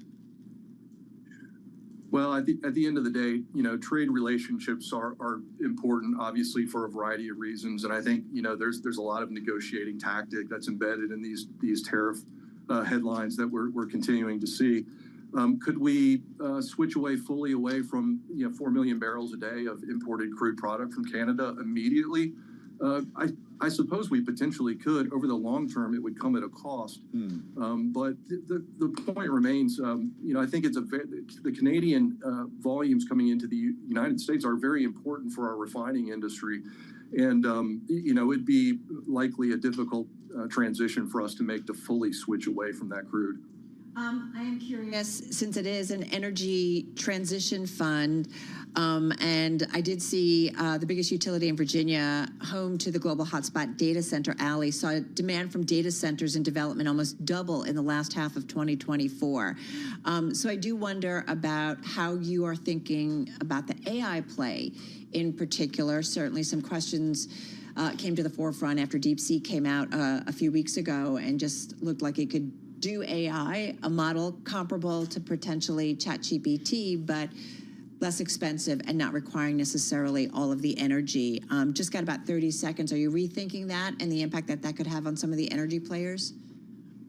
No, not rethinking that today, Carol. The reality is what we're hearing from the companies across the natural gas value chain, whether it's producers, midstream operators, or even the utilities themselves, is the demand for data center build out, ultimately the natural gas that will power the power generation needed to fuel those data centers.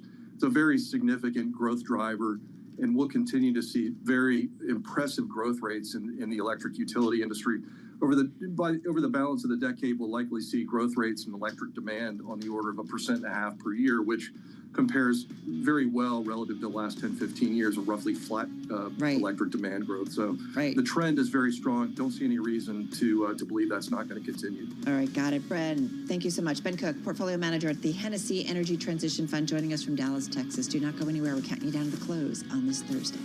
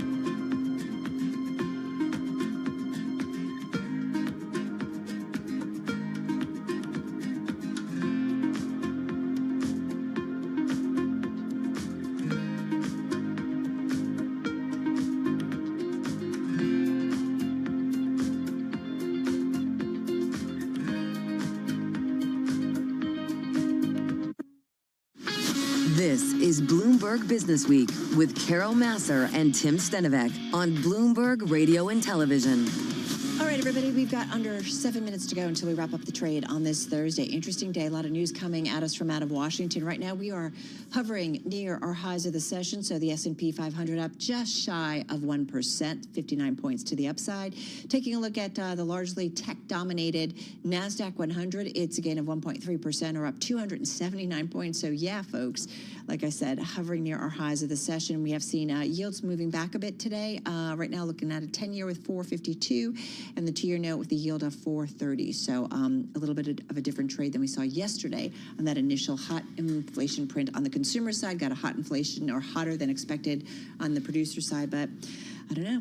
Investors kind of backing off and waiting to see kind of what we get from the Fed's preferred inflation print later on this month. How about what we get from companies reporting after the bell today? There's a lot coming at us. Yeah, we got Airbnb, we got AMAT, we got Wynn Resorts, Roku, Twilio, Yelp, Palo Alto Networks, GoDaddy, Coinbase, the crypto exchange. Correct. Can hear from Nicely them. done. Yeah. DraftKings and Goodyear. Yeah, so a lot coming at us. Hey, in the meantime, there is a lot coming at us, and we are trying to talk to the best voices with everything that's going on. And our own Tyler Kendall caught up with J.P. Morgan Chase, Jamie Dimon, who said he supports restructuring U.S. financial regulators to create a better, safer, and more consumer-friendly system. He did take questions, as I mentioned, from reporters, including Tyler, up on Capitol Hill. Dimon, one of Wall Street's most outspoken leaders, also acknowledged serious problems with debanking. We don't debank people because of political, religious affiliations. What's your message? But there are a lot of things that can be fixed, and we should fix them. The rules and the requirements are so onerous, and it does cause people to be debanked, who, in my opinion, should not be debanked. That, of course, was J.P. Morgan Chase CEO Jamie Dimon up on Capitol Hill. That was after meeting with Senate Banking Chairman Tim Scott, who led a roundtable today with committee Republicans and bank executives on that subject of debanking, or the practice of depriving some individuals and businesses of banking services. And I think it was something that also we heard from President Trump in his virtual address to the World Economic Forum in Davos, Switzerland early last month, where he singled out a couple of the big banks when it comes to, I believe, conservative lending. So, we certainly did hear from the big banks then, but this specifically, Jamie Dimon addressing debanking in particular. Jamie Dimon also out saying that he's going to scale back spending on some DEI initiatives that he sees as a waste of money. Well, he also reiterated the bank's commitment to working with Black, Hispanic, and LGBTQ communities. He is one of Wall Street's most outspoken leaders. He was responding to an employee's question about J.P. Morgan's DEI programs during a town hall discussion. That was yesterday on Wednesday in Columbus, Ohio. Dimon said the plans to cancel some initiatives were about costs that went too far, rather than blowback from the Trump administration. This is one of the most read stories on the terminal. Jamie Dimon also defending the bank's return to office mandate. Did you say that? I just want to make sure I didn't repeat. Return to office, RTO mandate, citing reduced efficiency and creativity in hybrid work settings. He also said managers will not be allowed to decide their team's workplace arrangements. So, he's not alone. We've seen a lot of companies and executives say, come on, folks, come on back to work. We're how many years out from the pandemic? 4 years or so. We are increasingly seeing people come back. We should also remind everybody, J.P. Morgan, put up a pretty nice new office tower. Just you down don't the build street a from tower us. like that and then, say everybody can work from home. Stay at home. Yeah. No problem. Is it done? I don't think it's done yet. I don't know. I think it's pretty close. I haven't been there in a few months, been around that area in a few months, but yeah, it's looking like a cool building. And to be fair, I know that there's a difference when I'm here versus when I was working at home. You kind of didn't have any choice to stay safe, but there is something about, a company culture, certainly like ours, where running into each other, that's how things get done. And certainly in our walk of life, we run into different colleagues and we're like, well, come on here, let's talk about that. So, yeah. Or they run into me and they say, get away from me, Tim. I don't want to talk to you.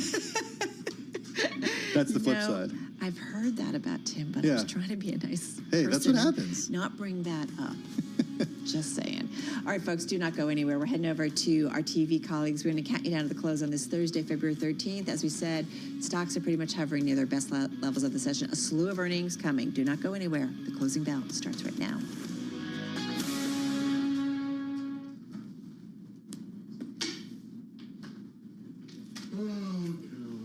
As we move closer to those closing bells, a full breakdown of all of today's action starts now. The Closing Bell, Bloomberg's comprehensive cross-platform coverage of the U.S. market close starts right now. And right now, we are 2 minutes away from the end of the trading day. Romaine Bostic alongside Alex Steele, taking you through that closing bell with the global simulcast. It's already started. Scarlett Fu in the TV studio, Carol Masser and Tim Stenovic in the radio booth as we welcome our audiences across all of our Bloomberg platforms. Here right now, Carol Masser. Here right now. With stocks at session highs. Yeah, I mean, pretty remarkable. I just wanted to make sure you were paying attention. I'm a little sleepy, to be quite honest. Having said that, I'm kind of find it remarkable that with all this talk about tariffs and our own Mike McKee coming in and saying, yeah, this feels like a trade war, that we are seeing equities gain in today's session. I guess it's because they haven't been imposed yet. And after April is when we'll hear from Howard Lutnick and the president as to when they will be imposed. But I guess another delay is got people kind of okay with this. Well, April 1st is like a lifetime away at this point, So right? true. I mean, a lot can happen between now and then, including we get 13F filings over the next day or two, and that could be a more immediate catalyst for specific companies. Also want to point out, too, that consumer staples finally hitting that record high. Walmart has up for like 4 days in a row. That's at a record high. So it's still sort of the safety trades to some extent. I mean, materials are also performing that are holding up the market. Hey, have you checked out Meta lately?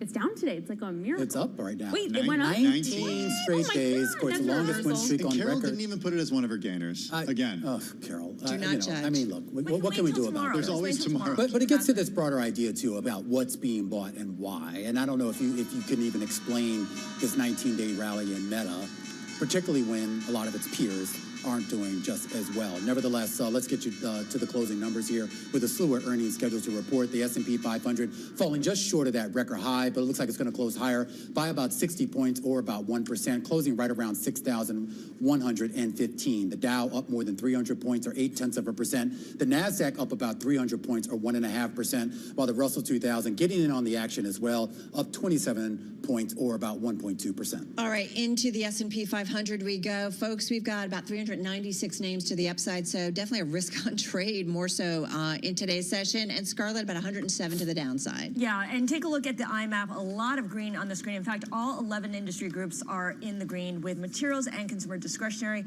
and tech leading the way, all up at least 1.5%. Industrials, utilities, and healthcare are, I don't want to say the laggards, but they're underperforming relative to the rest of the market. When you break it down by 24 industry groups, pharma biopharmaceutical companies, wait, I can't get that word out.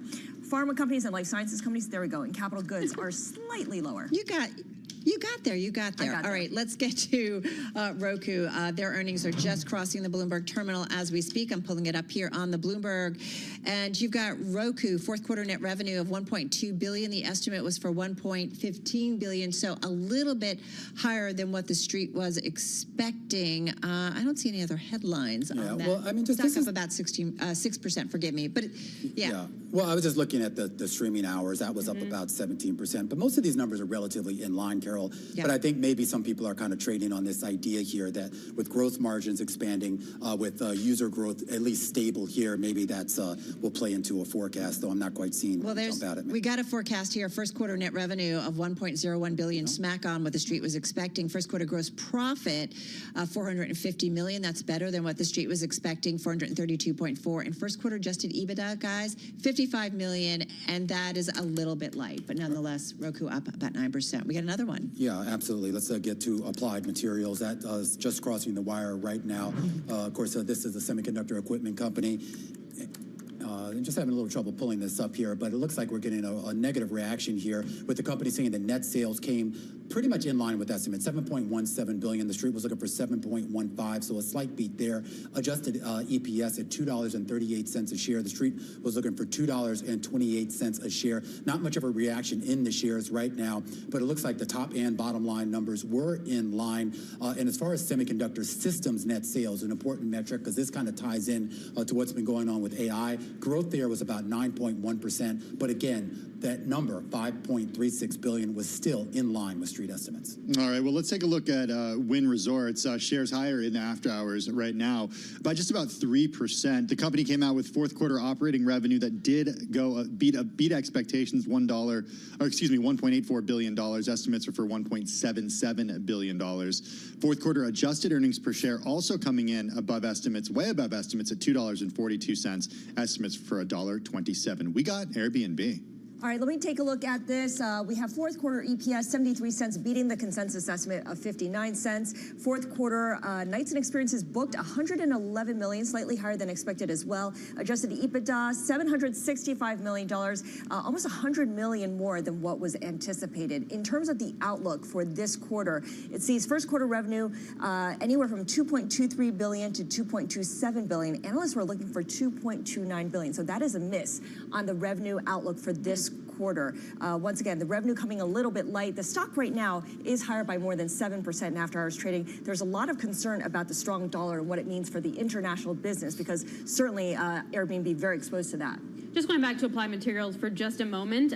So clearly they did beat estimates, but their second quarter net sales came through here, and it was a miss, coming in at about 7.1 billion versus 7.22. So that miss there, taking a look at Applied Materials. I want to layer on top of that, because there were some concerns about Chinese export controls, and they do say in the press release, this is the Senior Vice President and CFO, for the second fiscal quarter, we're encouraged by the trend supporting continued customer investments to enable leading-edge technology inflections while also taking into account export control-related headwinds. So there might be a little bit of concern and disappointment on that. Yeah, and this is going to be, when we get to these conference calls, I mean, these are the questions that are going to be peppered, that the executives are going to be peppered with. I do wonder, though, about their exposure. I mean, it didn't really seem that high to begin with, and at least seemed like there was some adjustability that if they needed to pivot. There was an analyst note that had said that Applied Materials had de-risked from China to now, what, the low 30% of revenue in the second half of last year? That's compared with more than 40% in the first half. So you wonder how much room there is to de-risk further. And that's certainly a theme that we've been hearing from companies throughout this earnings season. Well, they definitely cited it in the release, at least, a little bit. Sorry. No, that's right. All right, we also have Yelp earnings coming out as well. I'm just bringing it up right now. So Yelp actually beat estimates for its net revenue for the fourth quarter, coming in about $362 million. Solid beat. Earnings also looking real strong, coming at 62 cents a share versus 37 cents, but I don't know if that necessarily is comparable, because that's a big spread. Twilio out with their earnings as well. Those shares down in the post-market trade. Adjusted EPS, a slight miss. They're coming in at about $1 even. The street was looking for $1.03.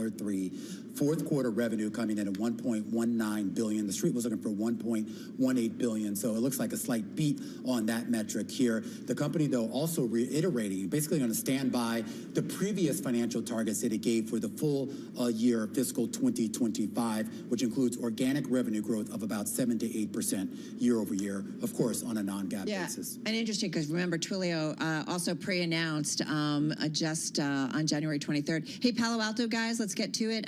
Second quarter adjusted EPS, 81 cents a share, 3 pennies light compared to what the street was expecting. Second quarter revenue is 2.3 billion. That's a little bit better. 2.24 billion was what the street was expecting. Going to the third quarter, the outlook, it sees third quarter adjusted EPS of 76 to 77 cents a share. Folks, that's light. The street's looking for 80 cents and sees third quarter revenue 2.26 billion to 2.29 billion, and the estimate on the street is 2.27 billion. We're seeing shares of Palo Alto just down about 1% here in the aftermarket. And I'm looking at shares of GoDaddy. They're kind of jumping all over the place. The company did report fourth quarter revenue that beat estimates just barely. Fourth quarter earnings per share, though, coming in at shy of estimates at $1.36. As far as the outlook goes, the company sees the first quarter well in line with estimates, 1.18 billion to 1.2 billion, estimates for 1.19 billion, so smack dab in the middle there. And also seeing the full year outlook for 2025, 4.86 billion to 4.94 billion. The estimate was for 4.9, so kind of in line when it comes to the outlook for the year and for the first quarter. Shares at GoDaddy right now, just higher by 0.2%. All right, let's move over to the crypto exchange, Coinbase. It had a revenue beat for the fourth quarter, $2.3 billion versus the consensus estimate of 1.87 billion. Transaction revenue also higher than anticipated at 1.6 billion. And in terms of the outlook, it says it sees first quarter subscription and services revenue of anywhere from $680 $685 to $765 million. For the fourth quarter, that number came in at $641 million. So that is a build on the fourth quarter number, which, by the way, was higher than anticipated. All right, a lot of movement. Applied Material down about 3.4%. Roku up about 13%. Palo Alto, also some movement there. And Twilio down about 9.6%. So again, seeing some stocks move here in the aftermarket. Palo Alto down about 6.5%. All right, guys, that's a wrap. A big earnings after the closing bell here. Your cross-platform radio, TV, YouTube, Bloomberg Originals. I know, Alex, you're heading out. Scarlett's continuing with Romaine. Tim and I continuing here on Business Week. We'll see you again, same time, same place tomorrow. This is Bloomberg Business Week. Insight from the reporters and editors that bring you America's most trusted business magazine. Plus, global business, finance, and tech news as it happens. Bloomberg Business Week with Carol Masser and Tim Stenivek on Bloomberg Radio. It is Bloomberg Business Week, and wow, Airbnb, Roku, Twilio, Yelp, Palo Alto Networks, GoDaddy, Coinbase, all reporting. Carol, which one was your favorite? I don't have a favorite. Okay. It was just a lot. It was kind of a mixed bag, right? You think it in really terms was. of different earnings, but you're seeing some really strong moves. As we said, Applied Materials, you know, if I think about Applied Materials, you know, they have some big customers. Manufacturing companies, Samsung, TSM, Intel are their top customers. So they're down about 3.3%. So, you know, is there some read-through in terms of what that means? I always think about that. Roku is up more than 13%. Palo Alto is down more than 7%. Twilio, which pre-announced just a couple of weeks ago, that stock is down 7% here in the aftermarket. So, yeah, certainly something that we're going to continue to watch. Well, Coinbase was up 8.5% today, and after earnings, Carol, it's down about 4.1%. The company did report total revenue that came in the fourth quarter way above estimates at $2.27 billion. Estimates were for $1.87 billion. And there's been some speculation, right, that it could be actually added to the S&P 500. So there's a lot going on in terms of that name. Okay, that's the micro. That's the micro. The macro. Yeah. Tariffs. Tariffs. Yeah. We're talking about that a lot. It's really about the micro, though, because it affects people on an individual basis and it affects companies as well. As we've been reporting throughout the day, we're all in on kind of understanding what's going on with these reciprocal tariffs. Just to remind everybody, President Trump ordered his administration to consider imposing reciprocal tariffs on numerous trading partners, raising the prospect of a wider campaign against a global system that he complains is tilted against the U.S. Ali Furman is consumer markets industry leader for PwC, and like many of us, I think I can say our colleagues at Bloomberg Economics have been doing this quite a bit. Yes. Crunching the numbers to try to get a picture of the impact of these tariffs. She joins us from New York. Ali, lots of work for the folks with the calculators today. What are the calculations that you've seen at PwC as to how much could be affected by these tariffs? Well, first of all, thanks for having me again. It's great to be back, Tim and Carol. Listen, we've done some industry impact analysis across all industries, looking at the upper end of the tariff ranges that Trump talked about during his run-up to the presidency. And we estimate the tariff revenues could increase from $81 billion a year to nearly $900 billion a year. Which are figures that don't take into account countermeasures that trading partners may impose in reaction to U.S. policy changes, but that's just taking into account the upper end of the ranges that he talked about prior to any of the executive orders that were actually signed. But that's quite a significant jump, 81 billion to 900 billion a year. So the folks that you talk to, you know, clients that you have, are they starting to freak out? I wouldn't say freak out. I think just over the last, I would say 10 business days, we're seeing a lot of companies move from kind of a planning / wait and see phase into a take action phase. So we're seeing, you know, everything from setting up the ability to dynamically model some of these impacts that are very fluid, taking into account things like ACE customs data, which every company has, that's data around their imports, to, you know, data from their financial systems, trying to understand, frankly, what the competition, where they import from, to just get a broad sense of different scenarios and how to think about things like supply chain dependencies, raw material sourcing, looking at transfer pricing strategies, looking at, you know, supply chain optimization moves, manufacturing optimization moves. It's just, it's a fluid situation. So being able to evaluate it real time with dynamic models that allow for different inputs and levers to assess, what strategies to prioritize. That's a really common way we're seeing companies like retailers who are affected by this and consumer packaged goods companies. Wait, so Ali, is that a freak out or not? I mean, I don't think it's a freak out, but it's a planful way of, considering our options, I would say. I mean, can we say, like, after decades or years easily, but definitely decades, I mean, there's been a lot that has been said about, going to the low-cost provider, especially for manufacturing. I think about the retail industry, and how that made good business sense, right? And so much stuff was offshore. I mean, is this possibly a moment in time where people have to really rethink their supply chains? And in an environment that where even our trading partners and those that we get along with, that it's a complicated relationship? My answer is yes. It is a moment in time to rethink suppliers and also supply chain footprints. But keep in mind, neither of those two things are like flip a switch and you can change them all tomorrow. They're kind of longer term mitigation strategies to these tariffs versus shorter term. In the short term, the impact that tariffs are likely to have on companies is margin erosion, particularly some of these companies that have thinner margins to begin with. So for example, give us some examples.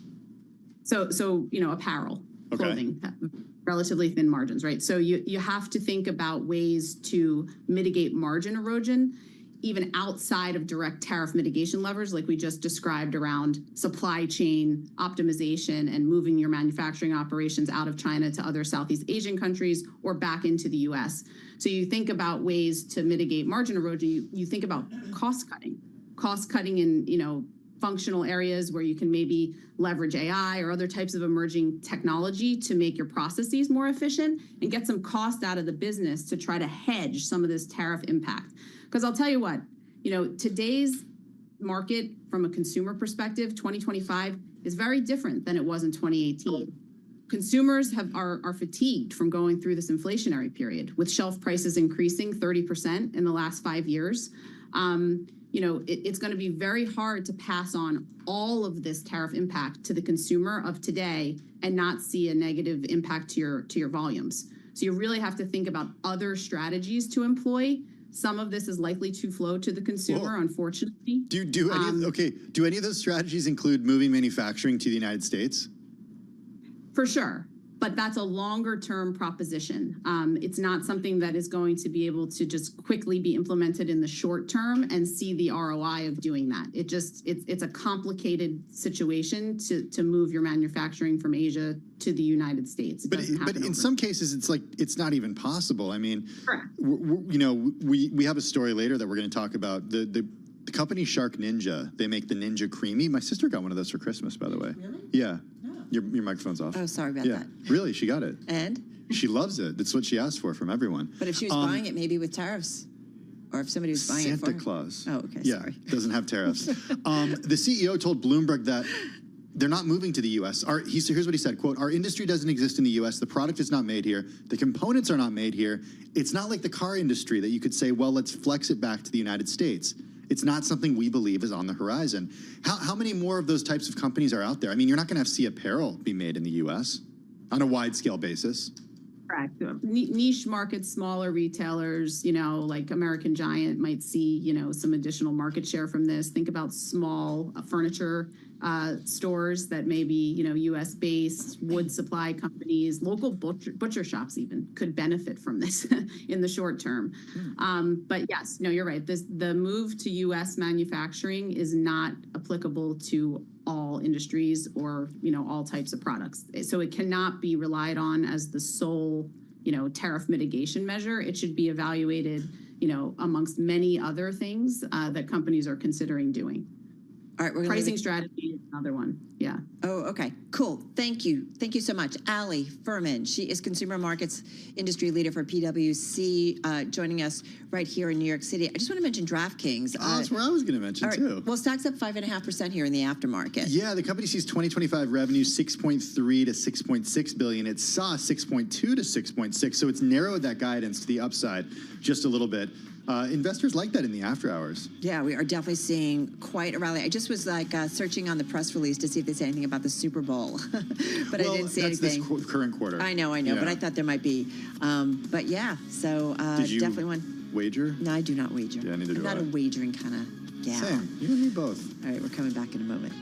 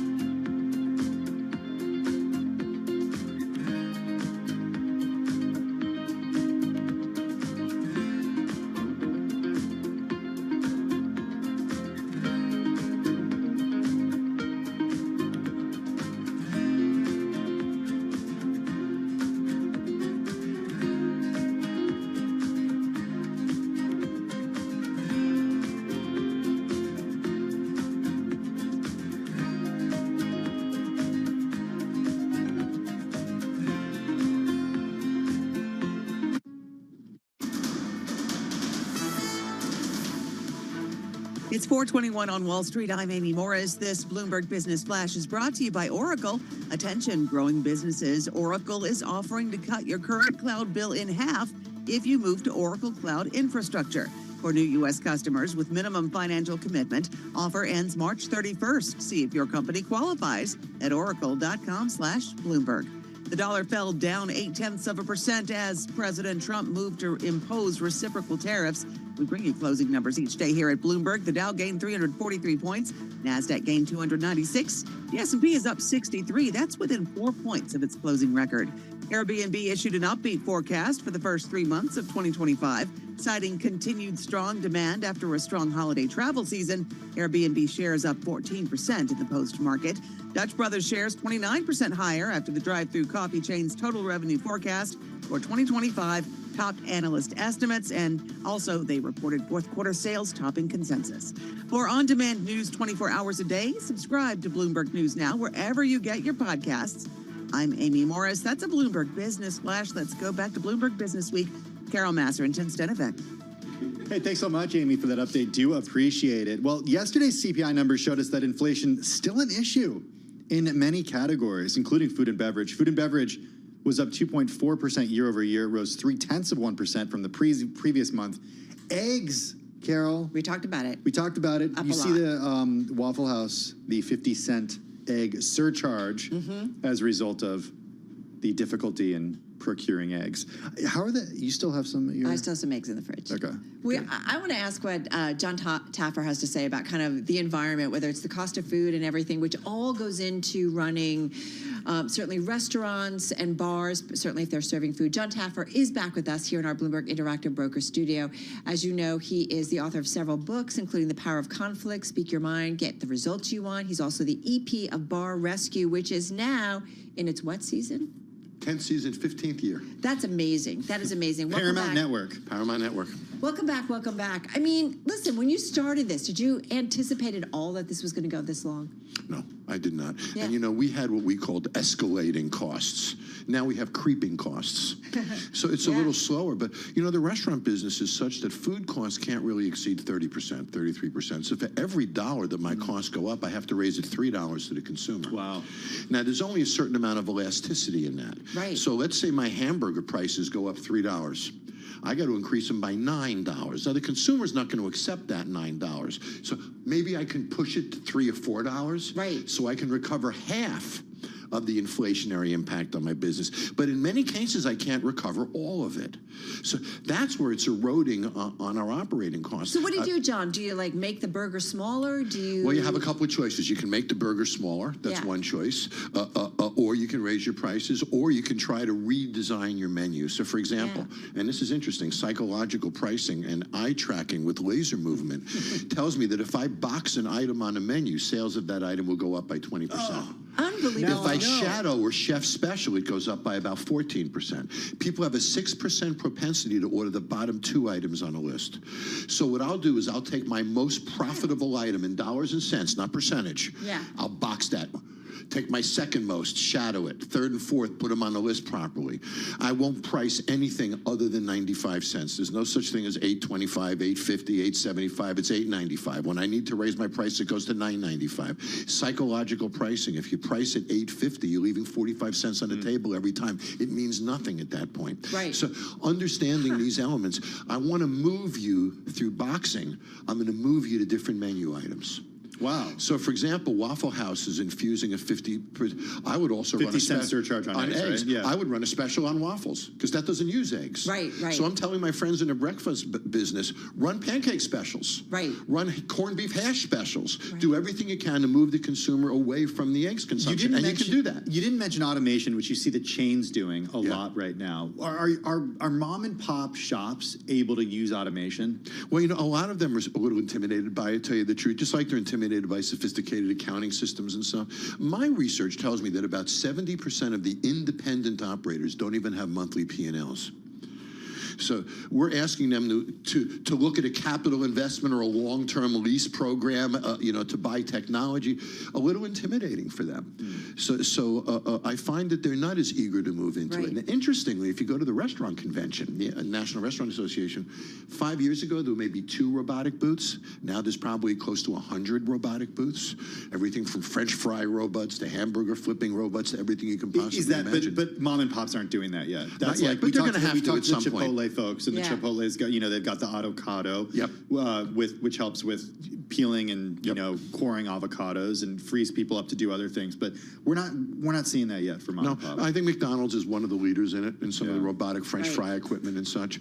But certainly, it costs a lot less. It doesn't get sick, and it's the future of our industry. And look, we're struggling with labor, as you know, still. And we think that the no tax on tips might really make a difference for us as an industry. Really, really could solve that problem. You think for it us. happens?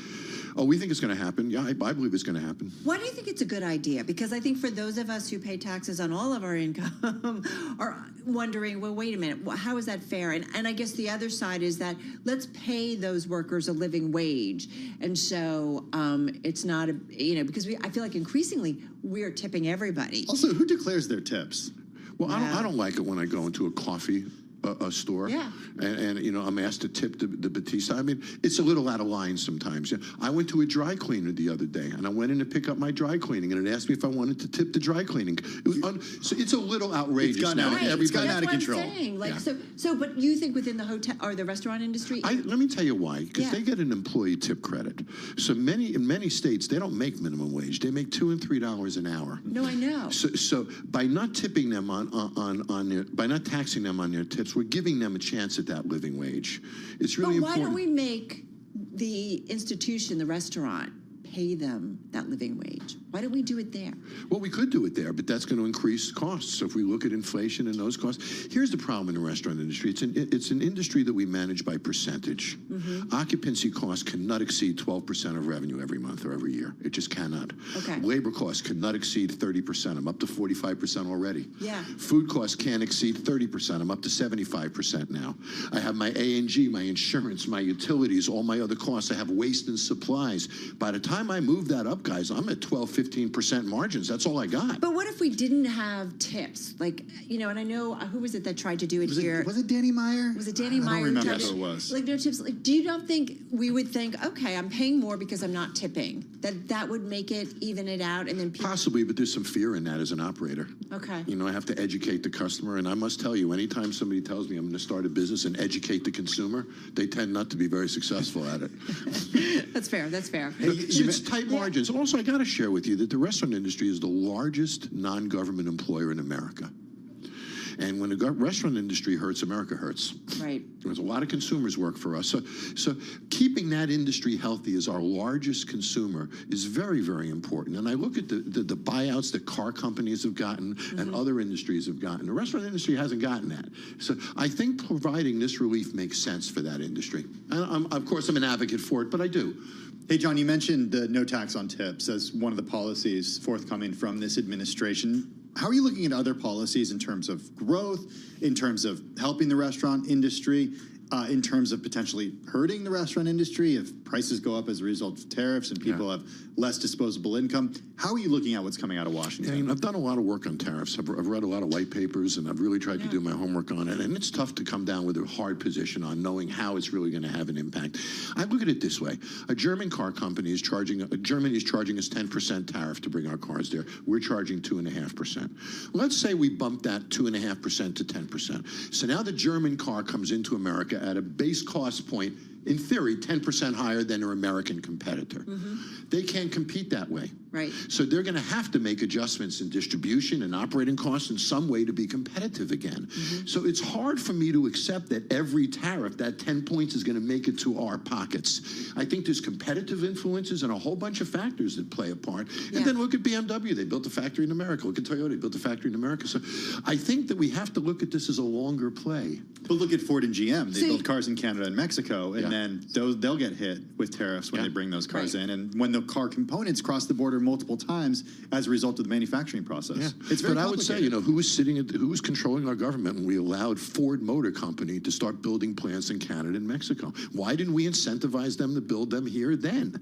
So now I think we're backing into it. We have these international companies that we want to make residents. Well, some of it is like, the globalization, right, of our world. And right, so we've got allies and we've got alliances, and we invest in your country and you invest in our country, right? That's kind of how it's all happening. happened. Is it bad if we kind of back off of all of that, in your view? I don't know if we're backing off on all of that. Is understanding that in a post-COVID world, every country's in a different economic place today. It's a different, we're talking about environment.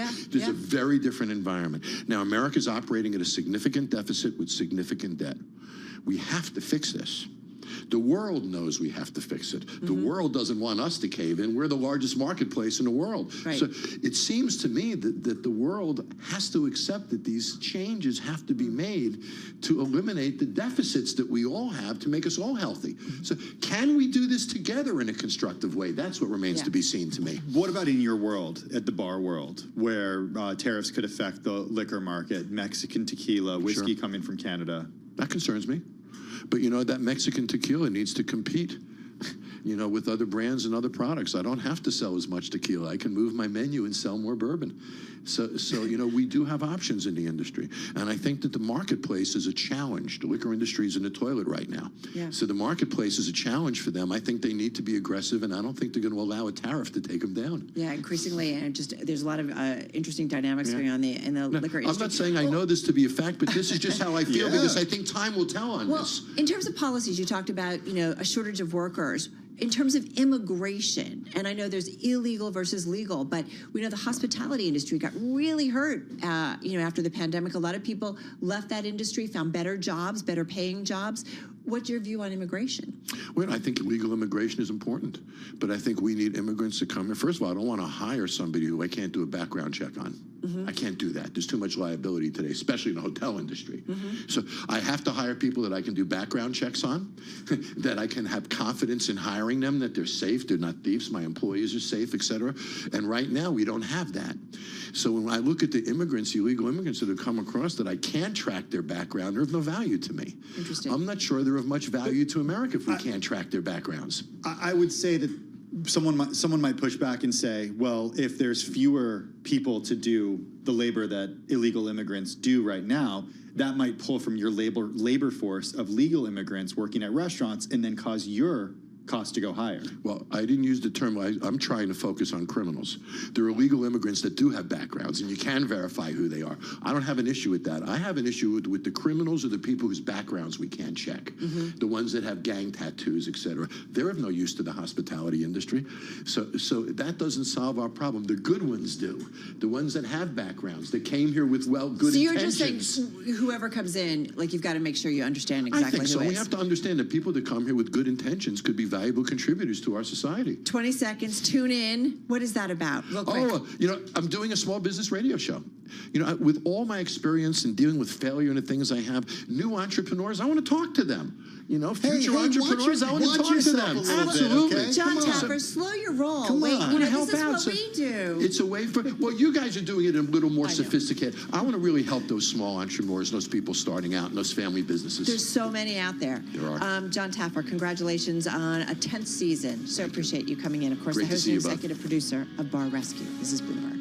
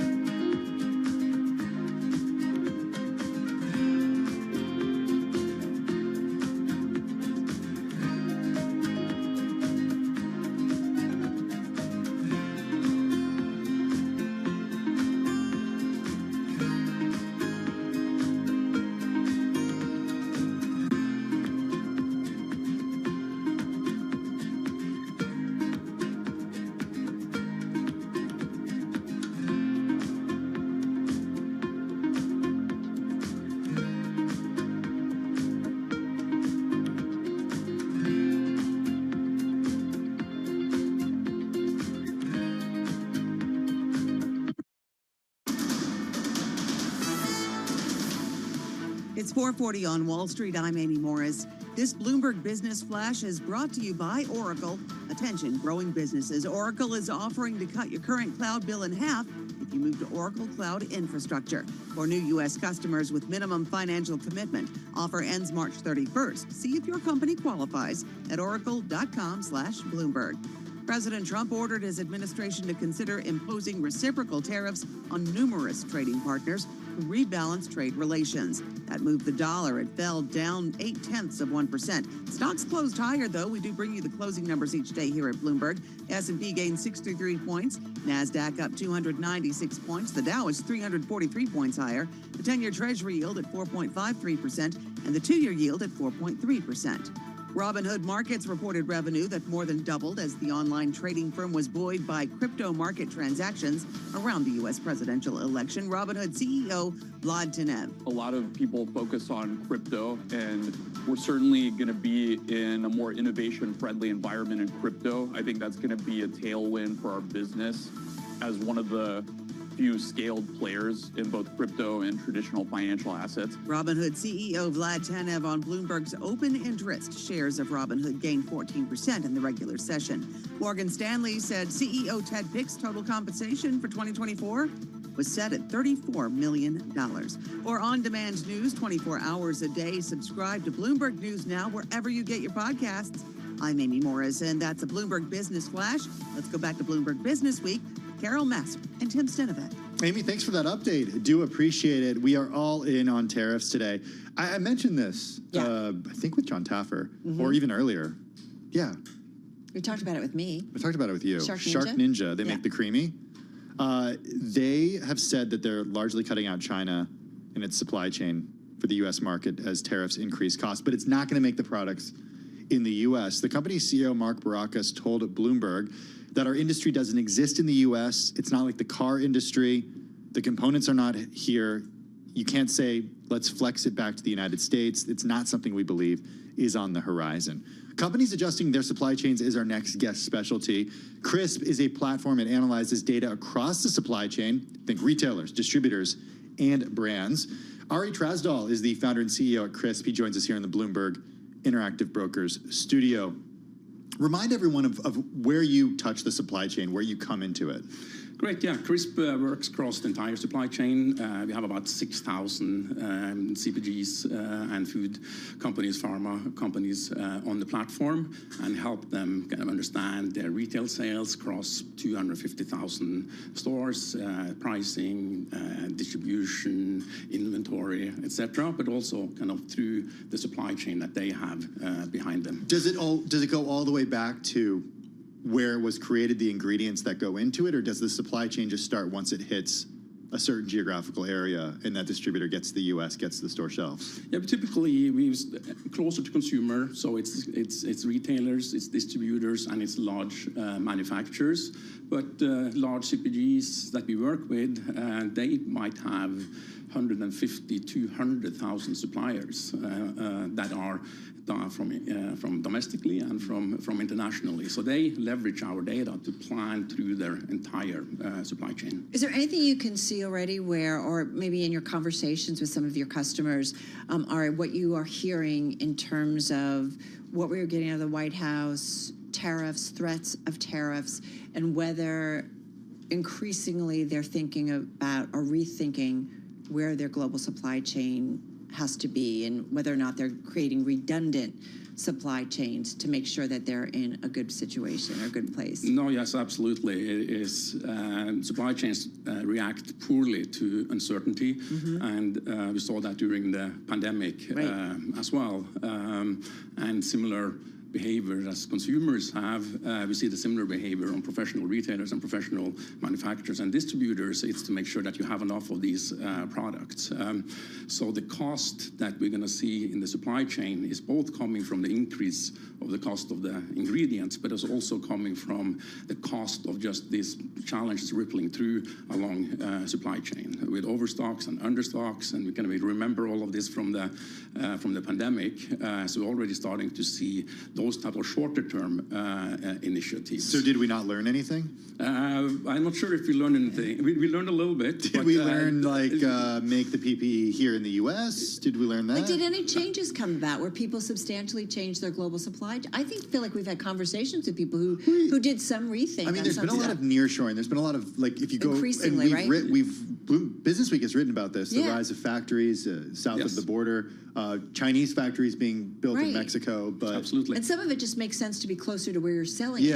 Yes, absolutely. So we saw a lot of that after the pandemic, and I saw a lot of investments in technology, actually, because it's not like we're starting out with a very robust supply chain in the first place. Take food alone, which is kind of one of the big parts of what CRISP does. A third of all the food that's made in the world is lost in the supply chain, just of inefficiencies. And well, that's ridiculous. So with all the technology we have, you're just saying in the process, in just moving it around, we lose a third of all the food that comes through the supply chain. Through spoilage? What's through spoilage? Yeah, through spoilage from all the way from where it's grown to it's exported to it's imported to production. So 1/3. At the same time, we have 1 billion people that live with some kind of food insecurities in the world, right? So which is the one part of this. But these supply chains are really not very robust. So and when these things happen, like a pandemic and what we're seeing now as well, my concern, in addition to the increased prices, is also these kind of big ripple effects that go through the supply chain. I'm like blown away by that. So the other thing is, I think about when I grew up, you had seasons where you got things, right? Now I'm getting, strawberries in the middle of, or at any time. Like, maybe there's something wrong to that. Well, because if I'm thinking, if we're moving shipping stuff around and we're losing so much of it, that just seems like such a bad thing. Yes. It's also not good for the environment, the waste. I mean, the spoilage. Yep. Like if you come to California, strawberry season is every time of the year. Yeah, but that's California. Yeah. Like I will tell you were the fall. The grapefruit I ate today had a sticker that it was from Israel. Yeah. Mm-hmm. Yeah, absolutely. So how do we solve something like that? Or are we not going to? Because people have gotten used to, I can get anything I want at any time of the year. I believe so. The consumer behaviors has truly changed, and they want to have all the products at all time. And with that, you have to have global supply of these products. The other component I find interesting is also the building materials. We always kind of think about, okay, avocado is going to get more expensive, or eggs are going to get more expensive. But also, it's as we see kind of firsthand, is that a typical CPG product has 15 to 20 different type of ingredients. So if you have shortage or higher prices and all that, there's a lot of decisions that needs to kind of happen based upon just building materials as well. So it's not only the 15% of the product that are directly impacted, but it's also all of the products that are indirectly impacted. Does your platform also handle recalls? Yes, so it's chargebacks, recalls, and things that need to come back from the retailer. We also see that type of. Is that happening more and more? Is it happening less? I'm always shocked when I see a large-scale recall and the scale of it. Yeah. Everybody throwing away a certain bag of spinach or something. Or this week it was tuna that was bought at different stores, had to be thrown away. Absolutely. No, we see all of those type of things. Seasonal products at the end of the season. But is that happening less? I think it's quite stable. We saw a lot of it right after the pandemic because you had so huge swings on everything.